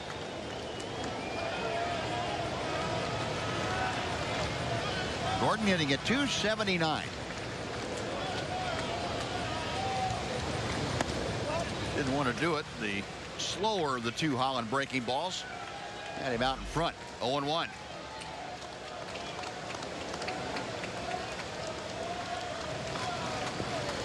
Holland facing the 5th best hitter in the American League with runners in scoring position. That's Alex Gordon. .333 Gordon's average. Didn't want to do it. Did he do it? Yes, he did. Marty Foster down at third rings that right fist up. And it's 0-2. Tom, you mentioned last time up Alex Gordon. Holland worked him over. He has really worked him over again. He has. He's firing a fastball up and in with good command and off-speed pitches down and away. And Gordon swinging the bat well right now. He's in a pretty good groove, but Derek's pitching him tough. Now the 0-2 offering. Dyson going to third. The pitch is swung on a miss. The throw is low. Dyson steals third, but Gordon strikes out for the second out of the inning. Yeah, you could see Adrian Beltre. He wasn't even thinking about the tag. He was going down like a catcher and making sure that ball didn't go into left field because Kalisz got rid of it quickly, but the ball was going to bounce. You try to catch that ball and make a tag, and it goes into left field, and the go-ahead run scores. Not an easy ball to throw. It's a slider down and away. Gets the strikeout. Watch Beltre. Beltre just goes down and smothers that ball one way or the other. And Ron Washington has the opportunity now to go out and have a Derek Holland chat. He hadn't had this chance all year. He's going to go out there, and nobody up in the bullpen. So this is a visit from the skipper to renew his acquaintance with Derek Holland. I think they're probably talking about Perez is the next hitter. Hosmer's the hitter after that. And how you want to pitch to Perez, right-hand hitter. Hosmer, a left-hand hitter. I don't think it's one of those, Buzz, where Wash has one of those severe messages for Derek. No. But it's unusual because usually he's not the one that goes out and has that type of a conversation with the pitcher. Maybe you just have been missing that. Yeah. So well, I'm going to take this one, Mike. Now we'll see what they came up with. Salvador Perez, the hitter. Perez is flied to left and grounded to second.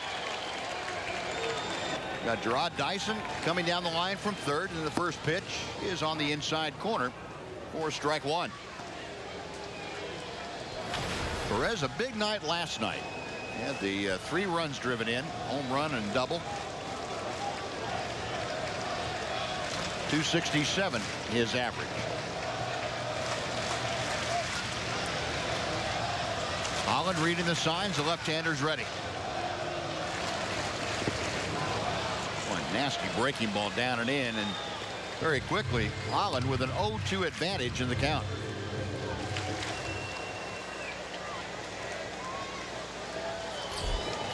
Perez is an aggressive hitter, and I think Derek's taking advantage of that right now. Perez only walked 21 times.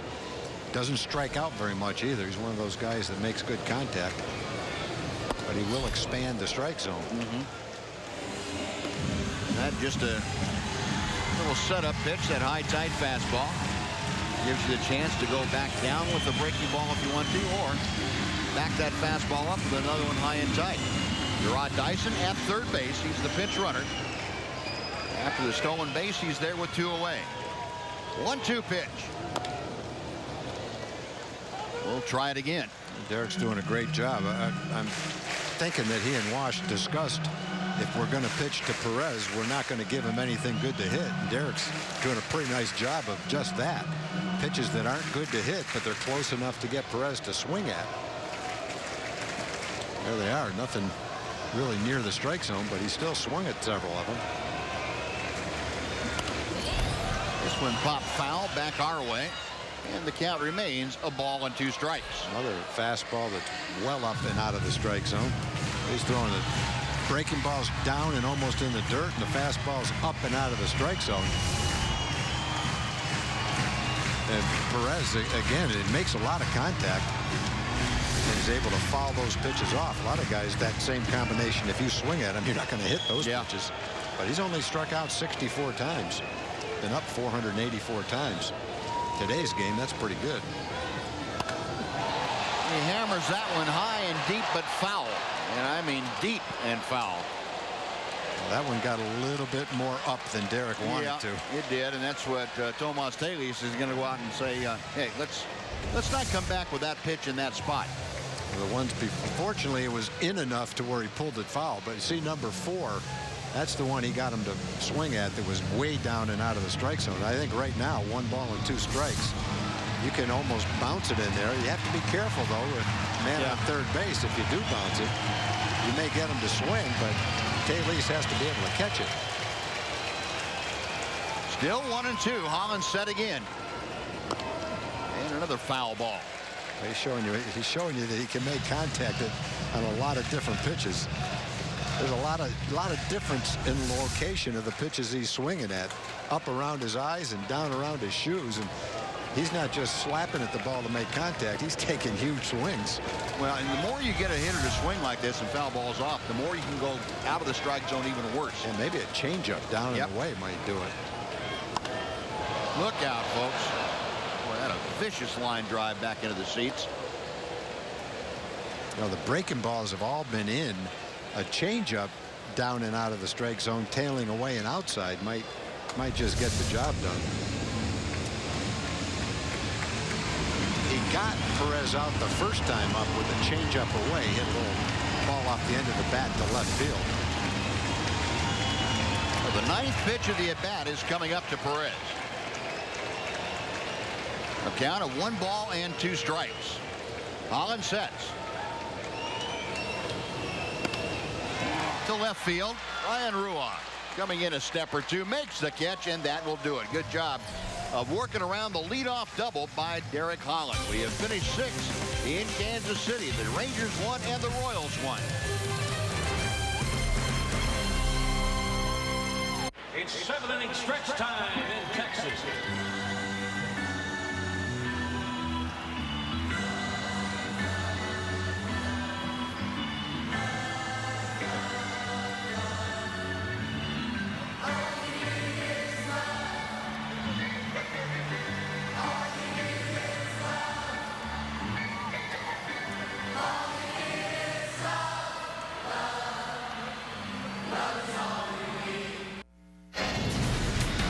Derek Holland tonight has been outstanding. His first foray into the major league level this year, and boy, he has changed speeds effectively. He has been on both sides of the plate almost at will, and a very good sharp breaking ball. He has kept the Royals at bay pretty well here tonight. Yeah, I think most times, Buzz, when a guy has missed 5 months of the season and pitched decently, you would say, well, for his first time out, I think you have to be pretty happy with that. That you can't even say that for this outing. That's mid-season form. You're right. Our 4th game sermon will show you that. A run on 5 hits for Kansas City. A run on 7 hits for the Rangers. Holland, no walks, 89 pitches with 4 strikeouts through those 6 innings. So he has been solid. And Jeremy Guthrie has been solid, too. The Rangers have had a couple of opportunities. They haven't been able to cash in. But Guthrie going to work. Adam Rosales leading off the Rangers 7th. And he takes a strike. 1-1. Defensive changes. Gerard Dyson stays in the ballgame and plays in center field now with Lorenzo Cain moving from center over to right. Rosales 1 for 2 with a single. Last time up and lined sharply to left field.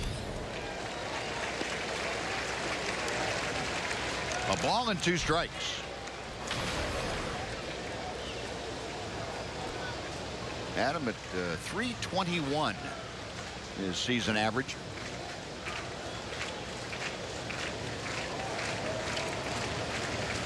The 1-2 pitch. That evens the count. Jeremy Guthrie, 92 pitches so far tonight. Only had the 1 inning where he went over 20 pitches, 21 in the second. Other than that, he has been fairly consistent. Into the wind for the 2-2 pitch. We'll have to try it again.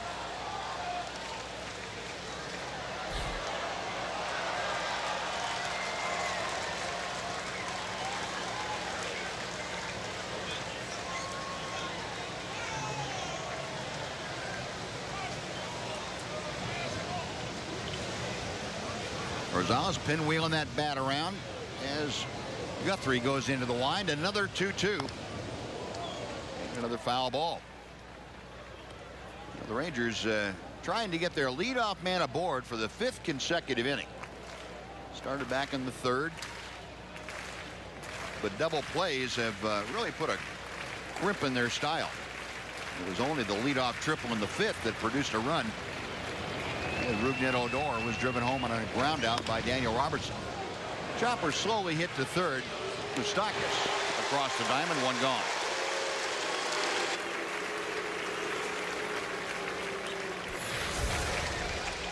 Folks, a reminder that fans attending the Friday night game this Friday, that's September the 5th against the Mariners, will be treated to a post-game fireworks show set to music from the Star Wars movie series.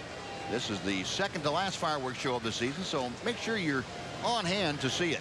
$15 tickets in the upper reserve sections are available at TexasRangers.com/specials by using the coupon code FIREWORKS.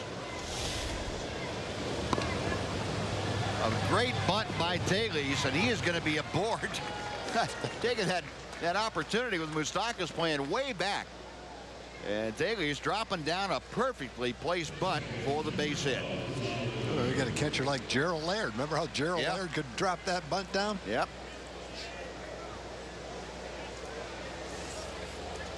So Tomas Taillese with his first hit of the night. Watch this. Bunted that like as a middle infielder. He did. He might have been taking some pointers from Leonys Martin. So 1 on, 1 out. Rougned Odor goes after that first pitch, drives it to right field. That ball's hit pretty well. Came back on the track and makes the catch. I'll tell you, the last 2 nights, the Rangers haven't scored many runs, but they've hit a lot of balls just like that.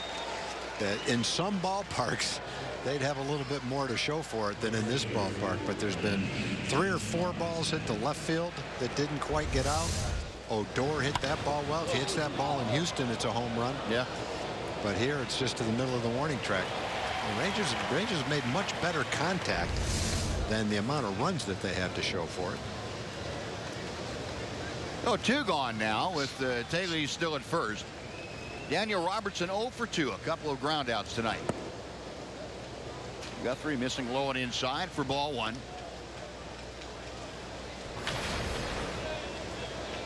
Robertson drove in his 17th run of the year with an infield grounder in the 5th inning. High chopper to first, but right near the bag. Hosmer has the steps on first, and that'll do it. Rangers get the bunt single, but Strander runner. It's 7th inning stretch time in Kansas City with the Rangers and Royals deadlocked at 1.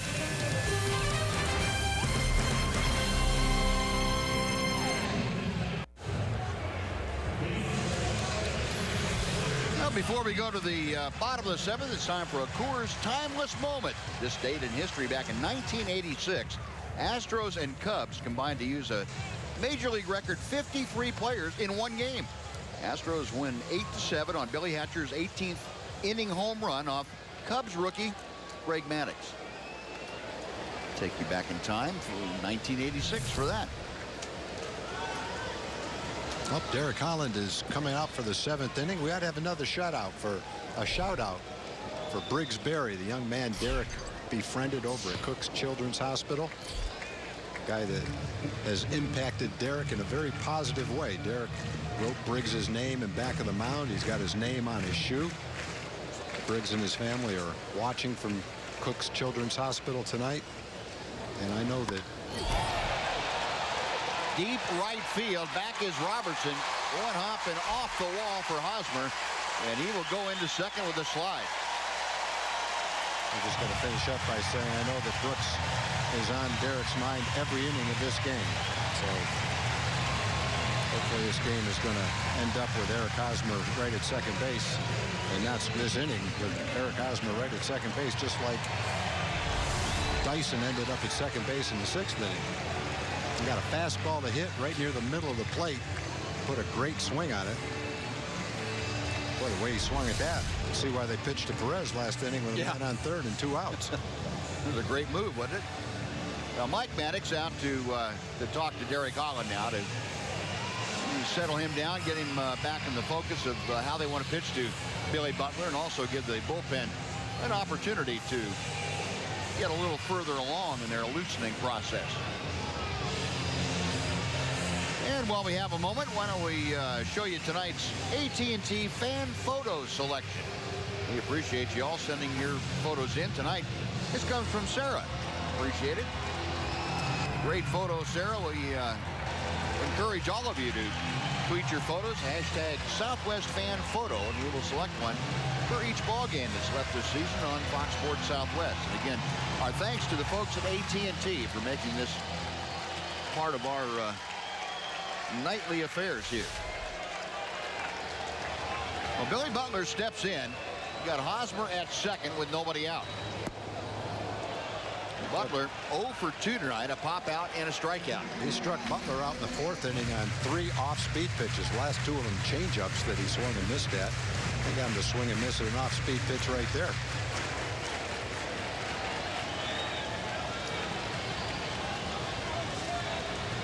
Holland stepping back off the pitching rubber, now back on, reading the signs from Tomas Telis. The 0-1 pitch coming to Butler. Nice job by Telis to keep that breaking ball near home plate. 1-1.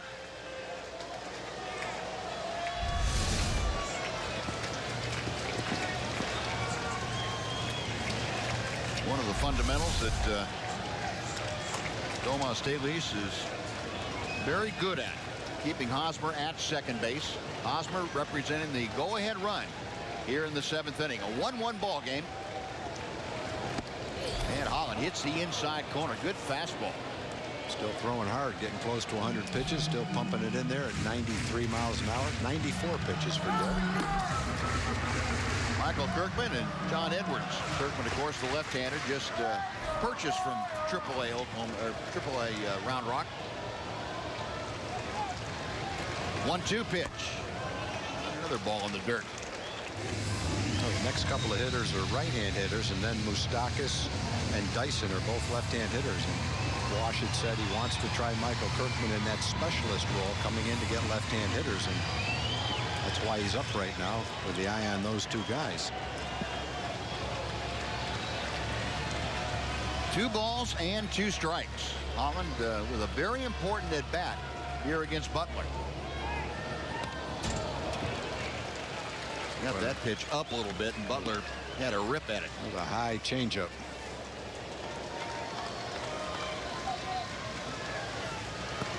Derek has allowed 6 hits through the first 6 innings, plus 1 hitter.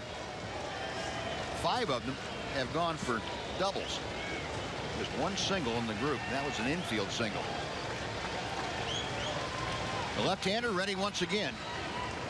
Got him swinging. Pitch in under the hands of Billy Butler, and a big strikeout. Or Derek Holland, 1 away. He has pitched Butler tough tonight. He's given him a little bit of everything, but a pretty good dose of breaking balls. That was a slider down and in. Just kept coming and coming and coming, and Butler couldn't lay off it and didn't really come close to making any contact with it either. So 2nd straight inning that the Royals have had a leadoff double, and the 2nd hitter could not move him over to 3rd base. Well, here's Lorenzo Cain, who had the infield single in the 5th inning. And he is over the top of that breaking ball. 0-1. If Derek had been in the rotation all season long, you'd be saying he's at the top of his game tonight. Some of the best assortment of off-speed pitches we've seen Derek have, and there's no sign of any kind of indication that he hasn't pitched for 5 months. He is at the top of his game. He really is. He is. But I mean, we'd be saying that even if he'd been in rotation all year. There's no recognition at all to the fact that it's his first start of the year. You don't need to.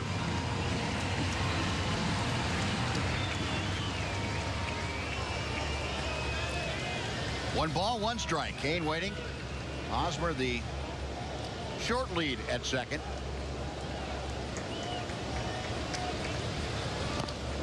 And a chopper foul. It's 1-2. Well, Derek able to get ahead with the off-speed stuff, and as he did with Billy Butler, that opens up all kinds of possibilities. The fastball and another breaking ball.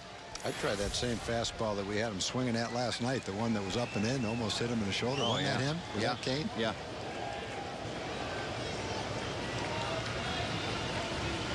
1-2 pitch. Well, he tried. A little bit off the plate inside. 2-2.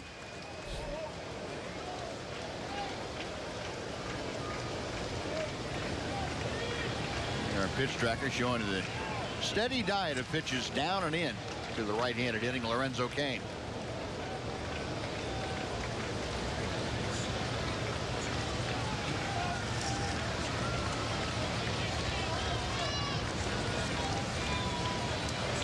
Holland peering in for the sign from Tomas Telis.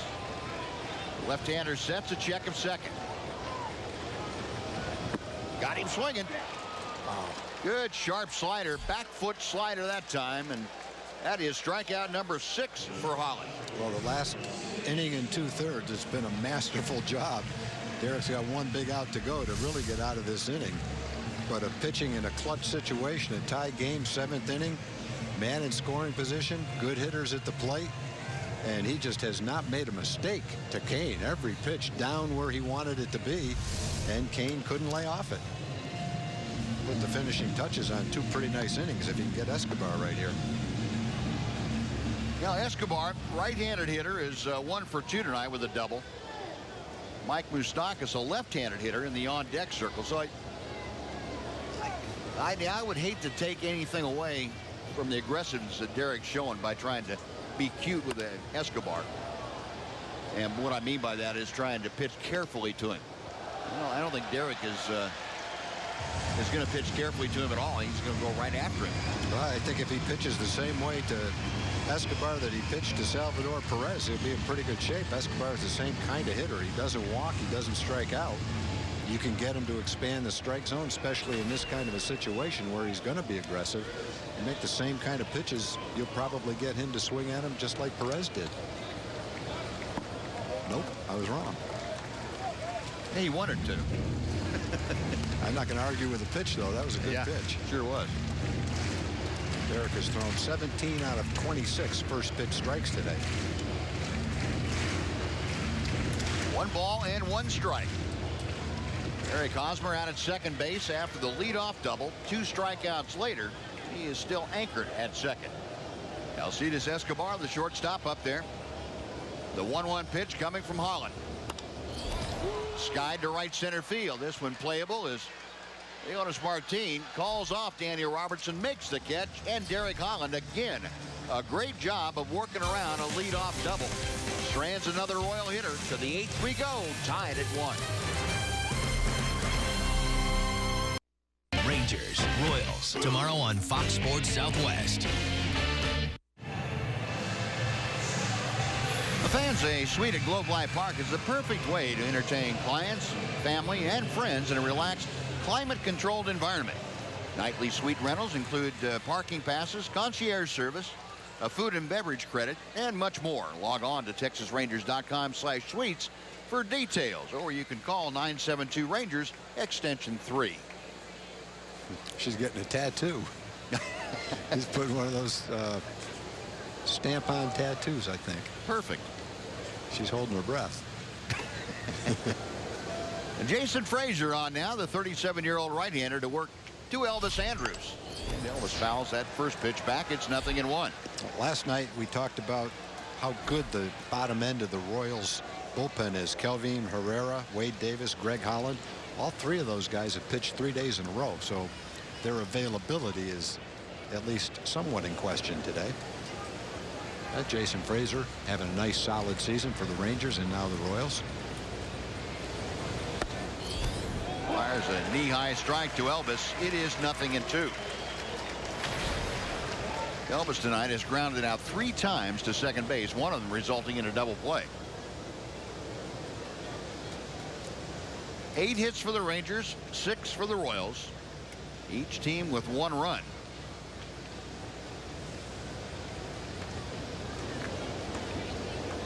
Elvis a .264 average as he waits. Kind of a defensive hack right there. That ball wasn't going to go too far if he made contact with that thing. Still 0-2.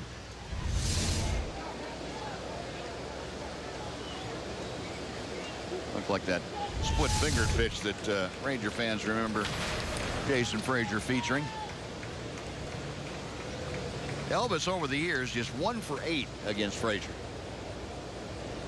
That time, of course, Jason with the White Sox a very little time, and then with the Blue Jays most of the time. Misses high. 1 ball and 2 strikes.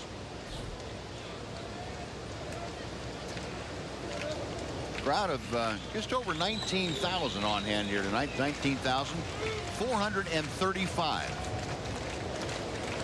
Fans here in Kansas City starting to turn out a little better fashion as the Royals have stayed in the race. There's a little looper out into shallow center. Infante on the run, able to reach up and snag it. Well, Elvis's bid for a Texas League base hit taken away from him by Omar Infante. Yeah, just hung up a little bit too long. Gave Infante a chance to get underneath it.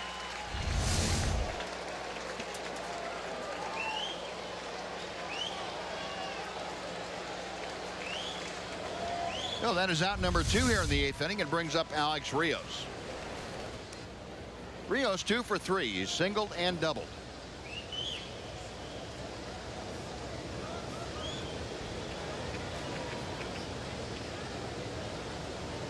Frazier's first pitch to him. A little bit high for ball 1. Alex 0 for 5 against Jason Frazier in his career. Because they were teammates, 3 different teams. Blue Jays and then the White Sox and of course now the Rangers. 1-0 pitch. 1-1.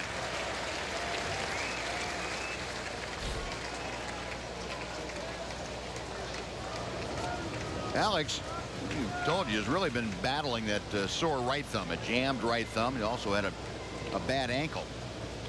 It's kept him out of playing consistently in the outfield. But Alex starting to turn the corner offensively. Swung the bat better tonight than we've seen him in several days.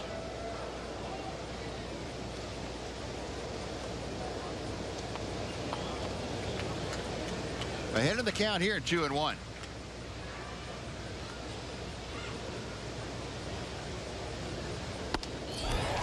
Now 2-2.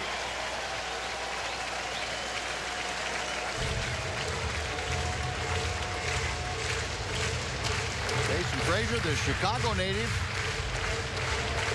with his 4th major league team, and he is in the middle of a pennant race here in Kansas City, as he was year before last with the Rangers.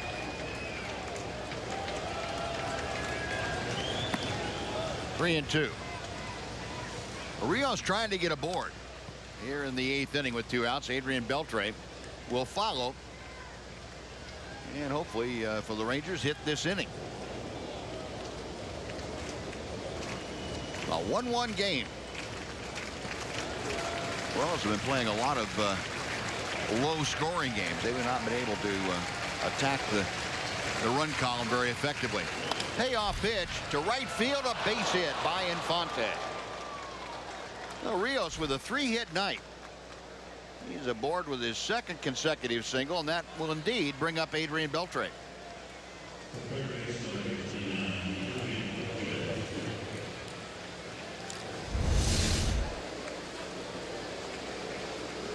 Pretty good pitch, actually. A little bit off the plate away. Shot we had of Alex Rios down there at first, taking that tape off and the padding off. You can see the grimace on his face. That ball off the end of the bat probably stung him. Yeah, it vibrates for sure. handle or the end of the bat. He's looking at it. Yeah.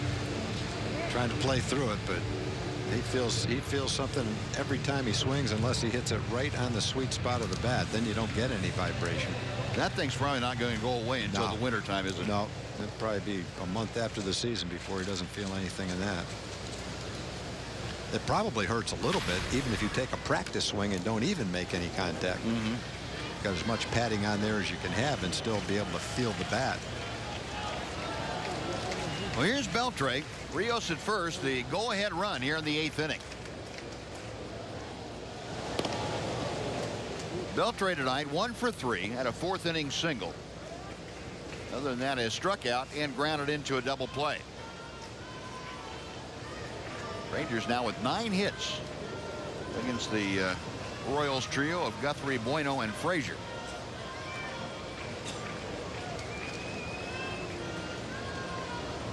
Rios a pretty good lead. He's on the move. The pitch is high. The throw is not in time. It's off of Rios. Out into center field. Alex up and will advance to third. Well, a quick release by Perez, but he had no chance. Frazier slowed getting the ball to home plate, and Alex Rios with his 17th stolen base, and then the advance on the throwing error to third base. That's one of those stolen bases where the other team knows you're going, and really they weren't able to stop it. He had such a good jump. Perez had to rush his throw. It tailed into the runner, glanced off the runner.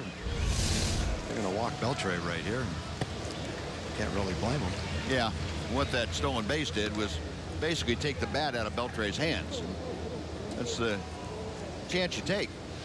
Yeah, and you know, you've got the other situation. Adrian is going to have to get an extra base hit with the outfield playing deep. It's been tough to hit a home run,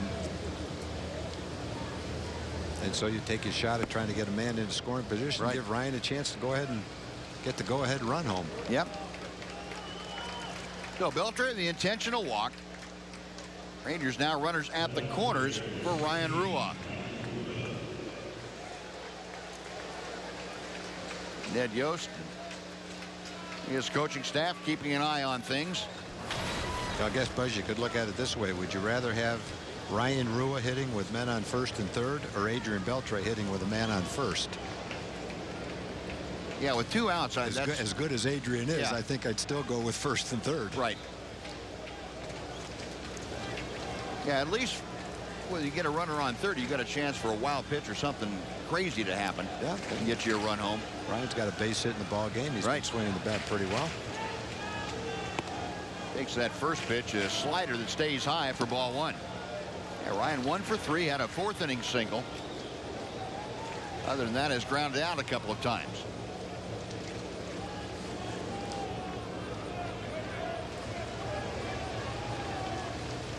Royals infield playing a step or 2 around to the left for Rua. Outfield just about straight away. And ball 2 is high.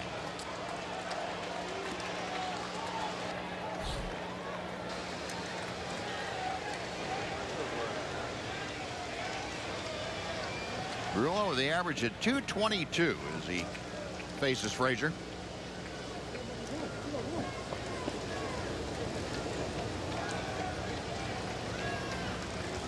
Rios down the line from third a bit. Beltre away from first. And the 2-0 pitch is in there, 2-1.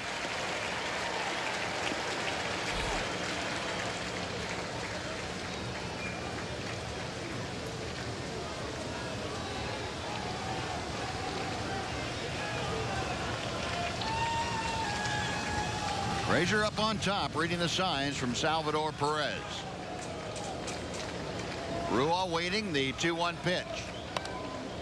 Oh, he had a hanging breaking ball to work with and fouled it back. Had a good swing on it. If he made contact, he would have shot that thing right out to right center field. Yep. Well, he's seen his fastball. He's seen his slider. I don't know if he's seen his splitter yet, but might see it right here. Crowd at Kauffman Stadium on their feet, trying to implore Jason Frazier to get the job done here. Rangers trying to untie this game. It's 1-1 with runners at the corners and 2 outs in the 8th inning. Frazier sets. Call strike 3. Rua caught window shopping as Frazier painted the outside corner. And the Ranger threat comes to an end. No runs, a hit, an error, and 2 men left after 7.5. 1-1 the score.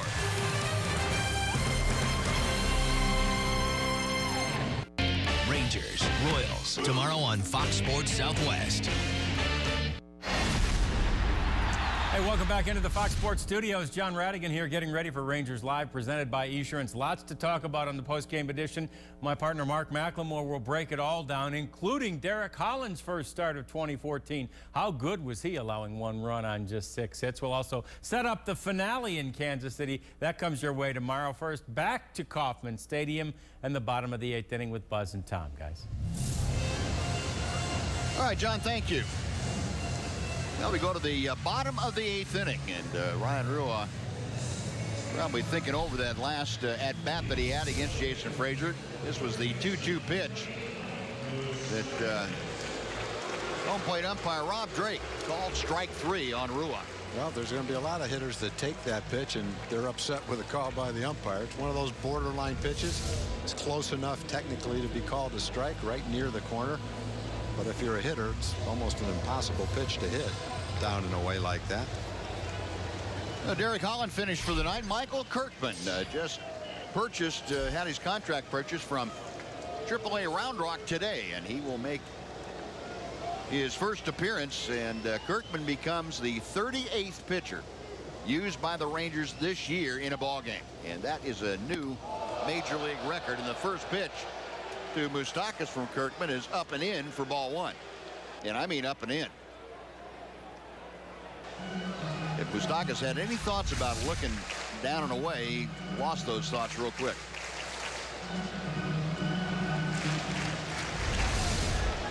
Well, the 27-year-old Michael Kirkman from Lake City, Florida, on with another chance for the Rangers. 1-0 pitch to Moustakas. That ball's hit deep down the right field line, but it is hooking and going foul.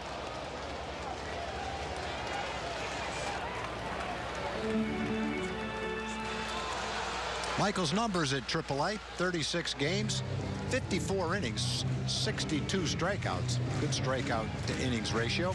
Opponents only hit .240. And again, we mentioned that Michael had become very adept at getting left-hand hitters out, and Ron Washington wants to look at him in that role.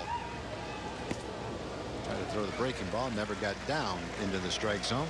He's got a couple of left-handers here, Moustakas and Dyson. Then Infante is a right-hand hitter, and then Alex Gordon is a left-hand hitter.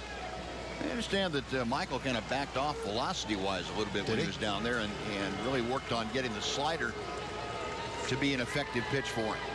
2-1 to Moustakas. There's a pretty good slider right there. That's what you're talking about. Michael, you remember, he's been up and down with the Rangers for the last parts of the last 4 years. And always a guy that threw in the 94 to 96 range, but not with a lot of command. And apparently the word was he's backed off to 91, 92, and really focused on getting the slider down and away to left-handers.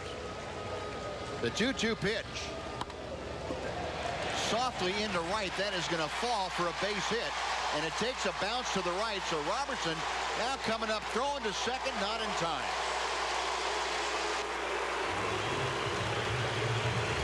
Well, one of the offshoots of this big ballpark is outfielders sometimes playing so deep that a little looper like that turns into extra bases.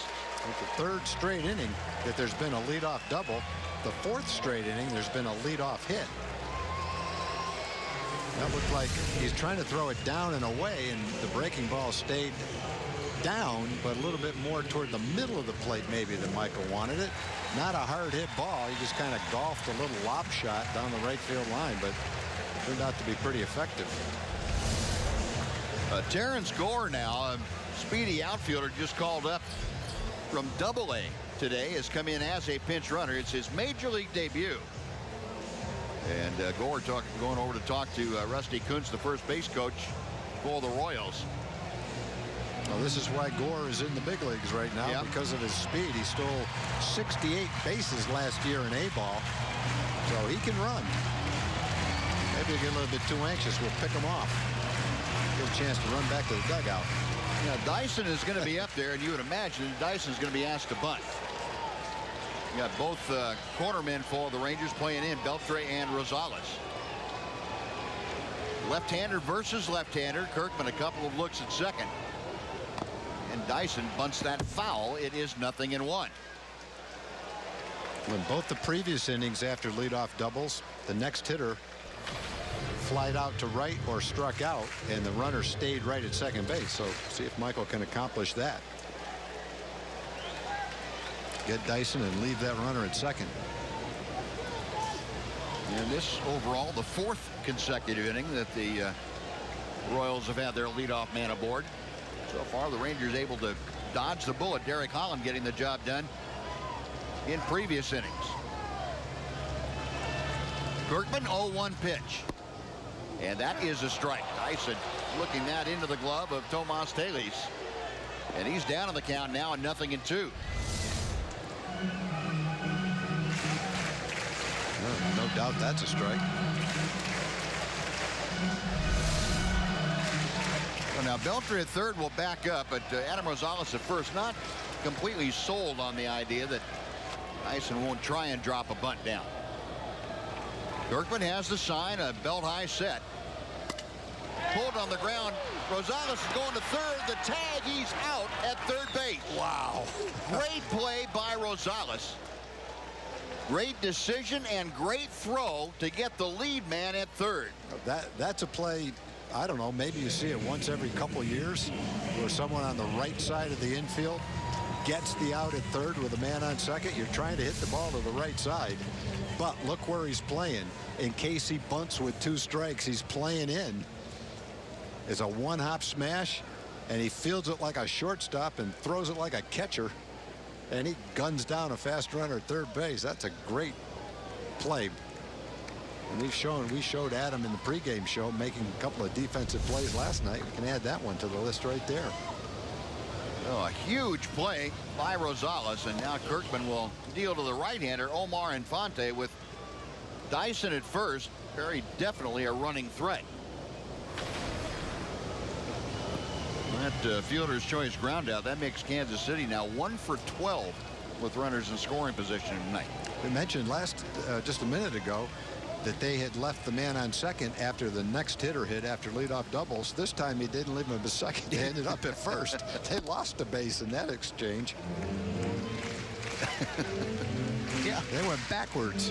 Yeah, they were better off before that play even started.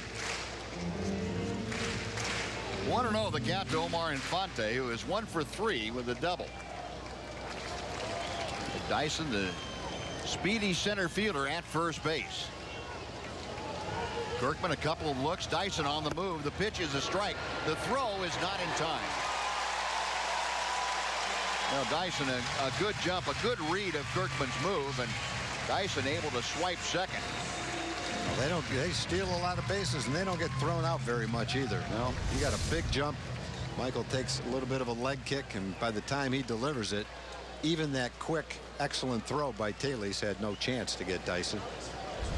31st stolen base for Dyson. Now Kirkman has to be careful, make sure that Dyson doesn't get a walking lead, because he's just liable to try and steal third with 1 out. Back to where they started from. Yeah, man on second.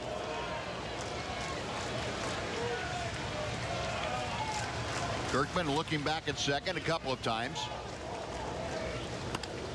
And a fly ball to shallow center field.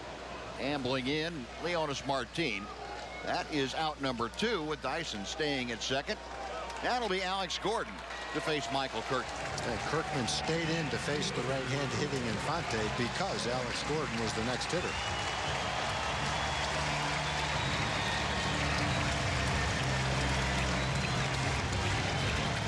Alex Gordon 0 for 3 tonight.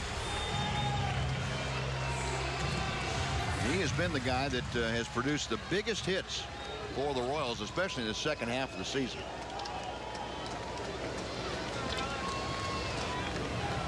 Got the go-ahead run out at second base with 2 outs in the bottom of the 8th inning. That first slider just nudges the outside corner for strike 1. I would say if you keep throwing it right there, there's not going to be much he can do with it. Good pitch right there by Michael.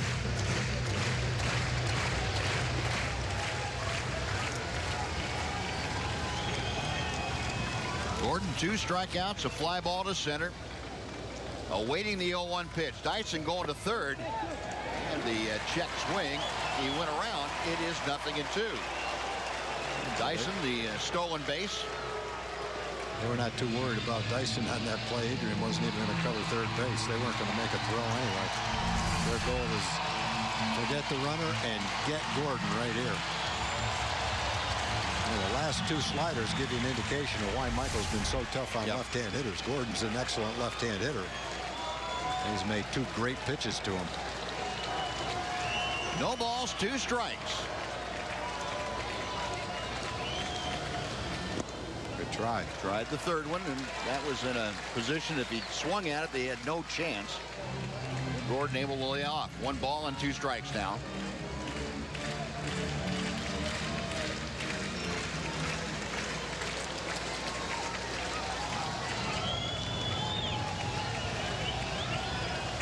Dyson trying to get as big a lead as possible down that line at third.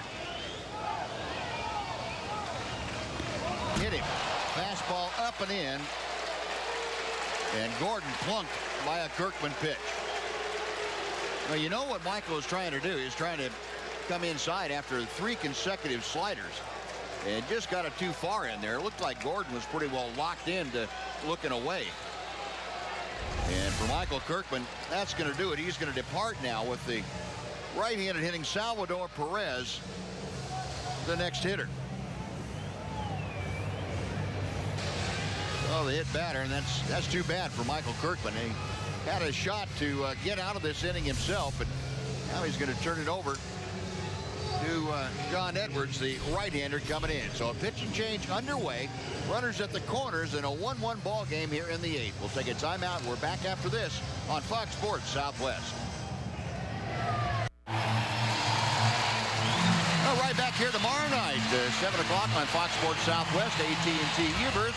Reminding you that Adrian Beltre of the Rangers taking on Jason Vargas and the Royals. Vargas a good year at 10-7 so far, and of course Adrian Beltre a great career against these Kansas City Royals, 402 in a Ranger uniform.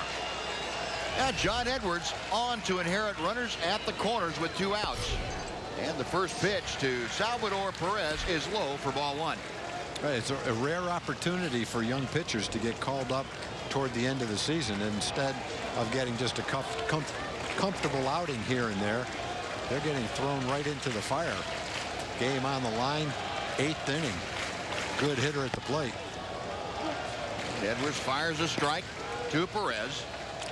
1-1. So not only do the Ranger brass get a look at these pitchers in the big leagues, they get a look at them in the big leagues against a pennant contending team with a game on the line and good hitters at the plate. That's a real test. Rip and a miss. Pitch down and away, and John Edwards now the count of 1-2 in his favor. The only reason Perez didn't swing at the first pitch was he was taking all the way. Now that he's swinging, you'll get him to expand his zone a little bit. Just don't throw him a strike. Yeah. Dyson, the runner at third. Alex Gordon at first. 1-2 the count. And the pitch fouled away. Gordon was off and moving with that last offering. So he will retrace his steps, and we'll try it again, and a ball and 2 strikes. John Edwards from Keller, Texas. Graduate of Keller High School. Originally started out his professional career as an outfielder, and after a couple of years of trying to hit the slider, he figured I'm better off throwing it. So he turned into a pitcher. Down the line, off the glove of Beltre. It's a fair ball. In to score is Dyson. And safely aboard with a rocket of a single is Salvador Perez. The Royals lead it 2-1. That's kind of what we were talking right there. John's got a good slider. And Perez is an aggressive hitter who will expand the zone. And way ahead in the count, you don't want to throw him a pitch in the strike zone that he can get the bat on. Actually, that was a fastball. I take that back. I thought he was trying to throw a slider away. He's trying to throw a fastball in. And Perez was able to handle that pitch.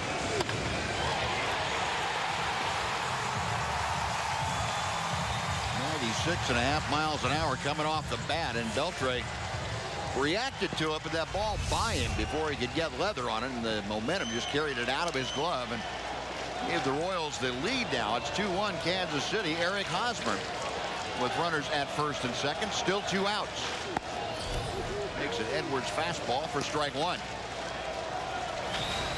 Hosmer a double in 3 trips. That double led off the 7th inning.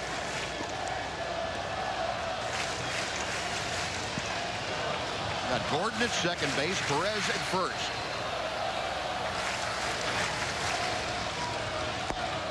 And he drops a slider in through the back door. 0-2.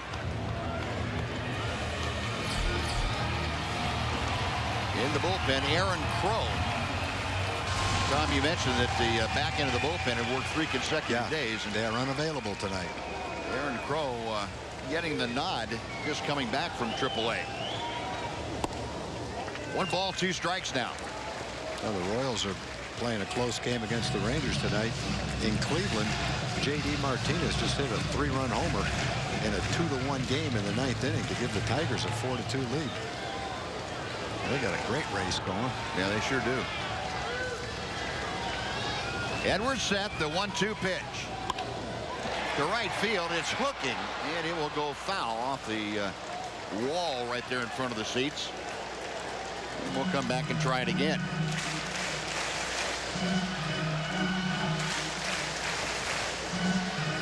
John Edwards, the big right-hander, he goes 6'5", about 230 pounds, trying to get the final out of this 8th inning.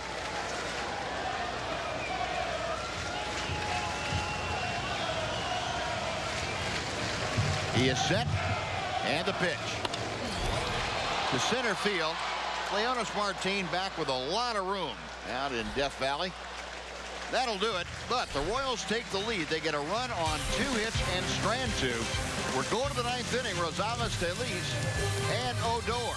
2-1 Kansas City.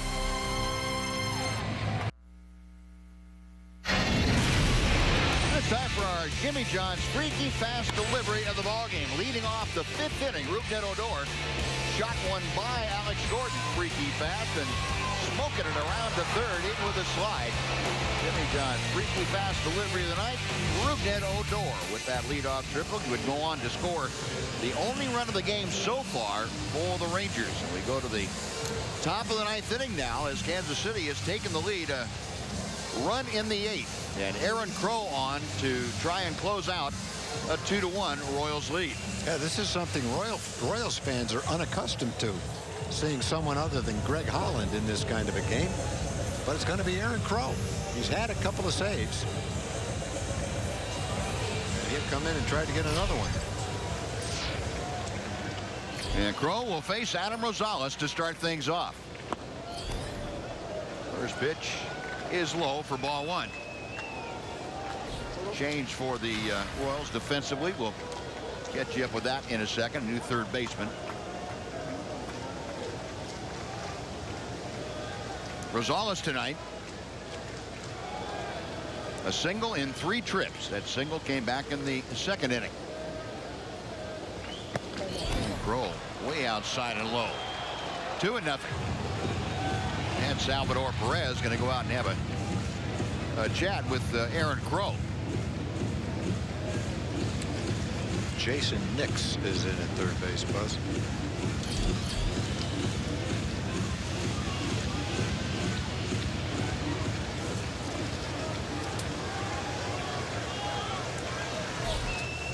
Rosales 1 for 2 in his career against Crow. Hitting in a hitter's count here. The 2-0 pitch. He popped it up. Out behind second base, the shortstop Escobar makes the catch. And Rosales is out number 1. That might have helped him out a little bit there. Yeah. 2-0. He's aggressive, looking for a fastball to drive, and might have been just a little bit high. The 1 gone, and now Rougned Odor will come up.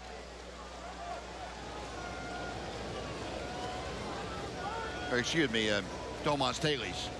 Odor will follow Dailies. Domas a bunt single in 3 trips to the plate. Crowe fires a strike.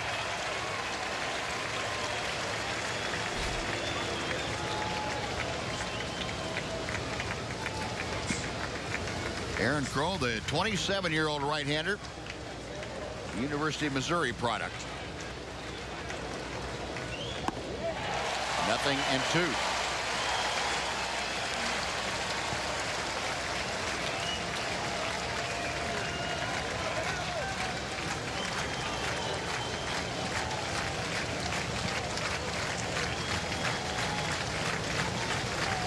Right-hander is ready.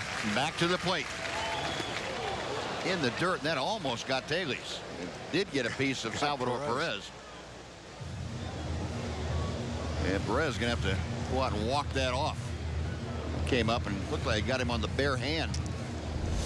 He was trying to move over in front of it.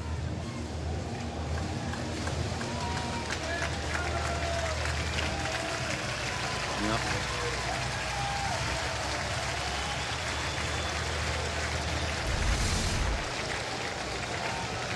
A 1-2 the count as Perez now back down behind the plate, flashing out the signs to Crowe.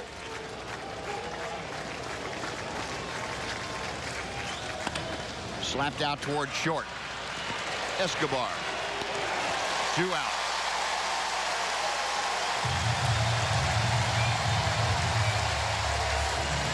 Well, Crowe gets a pop out, a ground out. Rangers now down to their final out. And Rougned Odor will try and keep things going here in the 9th inning.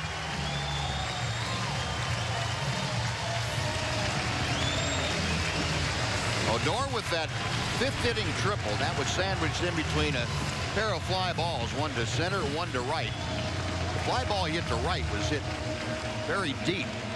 Back on the midway back of the warning track. You get one about 15 feet farther, tie this ball game up. Going outside for ball 1. Odor has faced Crowe one other time. 0 for 1.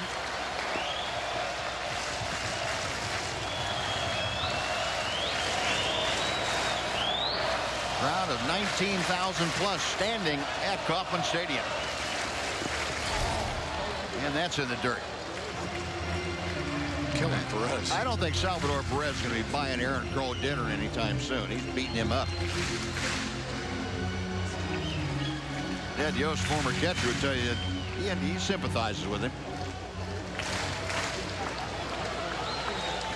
2-0 the count to Odor.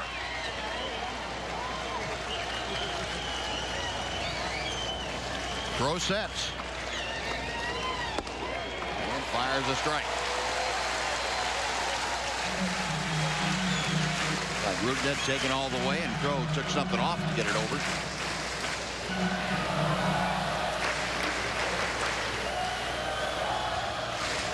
The 2-1. Out of play. 2 balls and 2 strikes.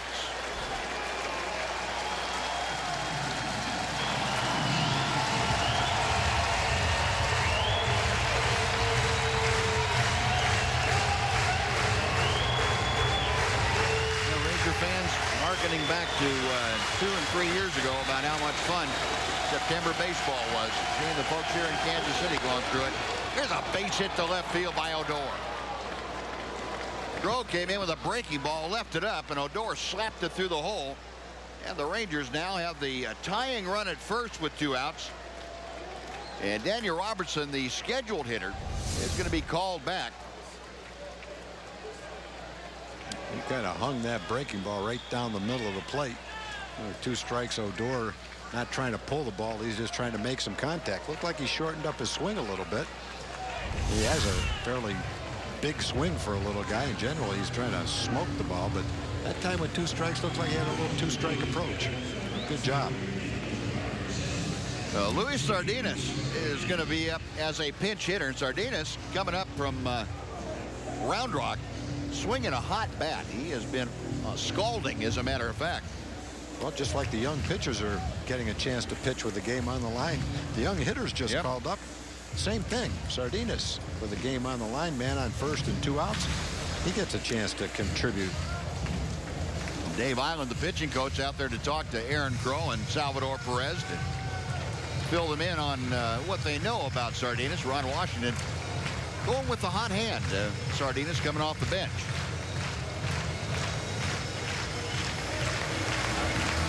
Luis up there, the tying run at first. He represents the go-ahead run here in the top of the 9th inning.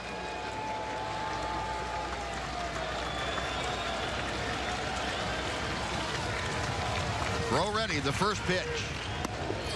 In at the knees for strike 1. Sardinas with multi-hit games in 5 of the last 7 outings that he had with Round Rock. He had a 379 average.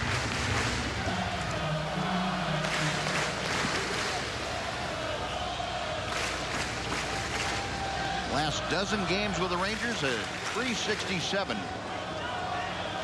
The 0-1 pitch. 0-2.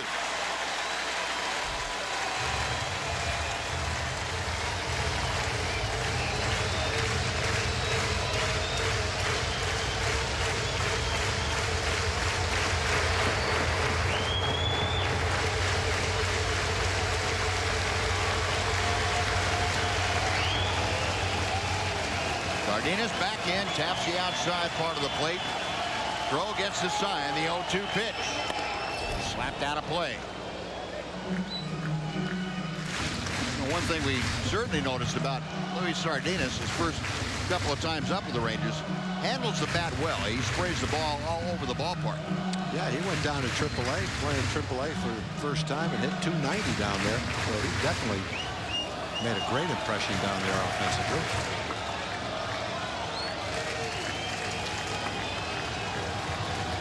Crow sets again. Inside with a breaking ball. And now Perez going out again to talk to Crow. Crow, a very emotional guy on the mound, eh? And that's good when you have emotions going the right way, but it can also get out of hand for you. And that's what Salvador Perez is out there to make sure that the emotions are in check.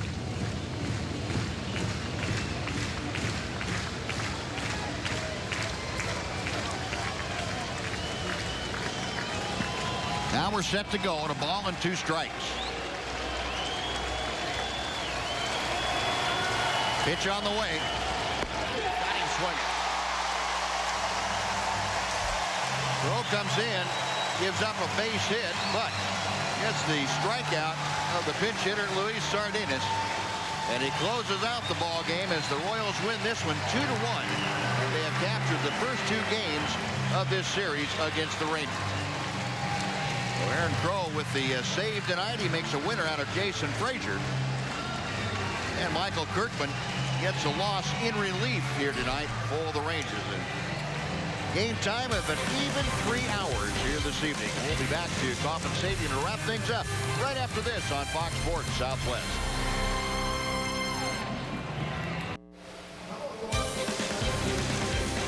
Texas Rangers baseball on Fox Sports Southwest is brought to you by Southwest Airlines. Find Southwest Airlines fares online only at southwest.com. By AT&T UBurst TV. Find out what's impossible with AT&T. Call 1-800-PIC-ATT, mobilizing your world. And by your Texas Ford dealers. The Ford Summer Spectacular Sales Event now playing at a Ford dealer near you. Well, an even 3 hours tonight. The Royals defeat the Rangers for the 2nd straight night. Tonight the Royals 2 runs, 8 hits, 2 errors. The Rangers 1 run, 10 hits, and no errors. Lane's left 8 aboard did the Rangers tonight. The Royals stranded 6. Jason Frazier the winner, Aaron Crow the save, and Michael Kirkman took the loss here tonight. So 2-1 the final. You can join us tomorrow night. Again, a 7 o'clock start right here on Fox Sports Southwest as the Rangers and the Royals finish up this series. Stay tuned. Rangers Live postgame presented by Esurance is coming up next. And now please sit back and enjoy our final take.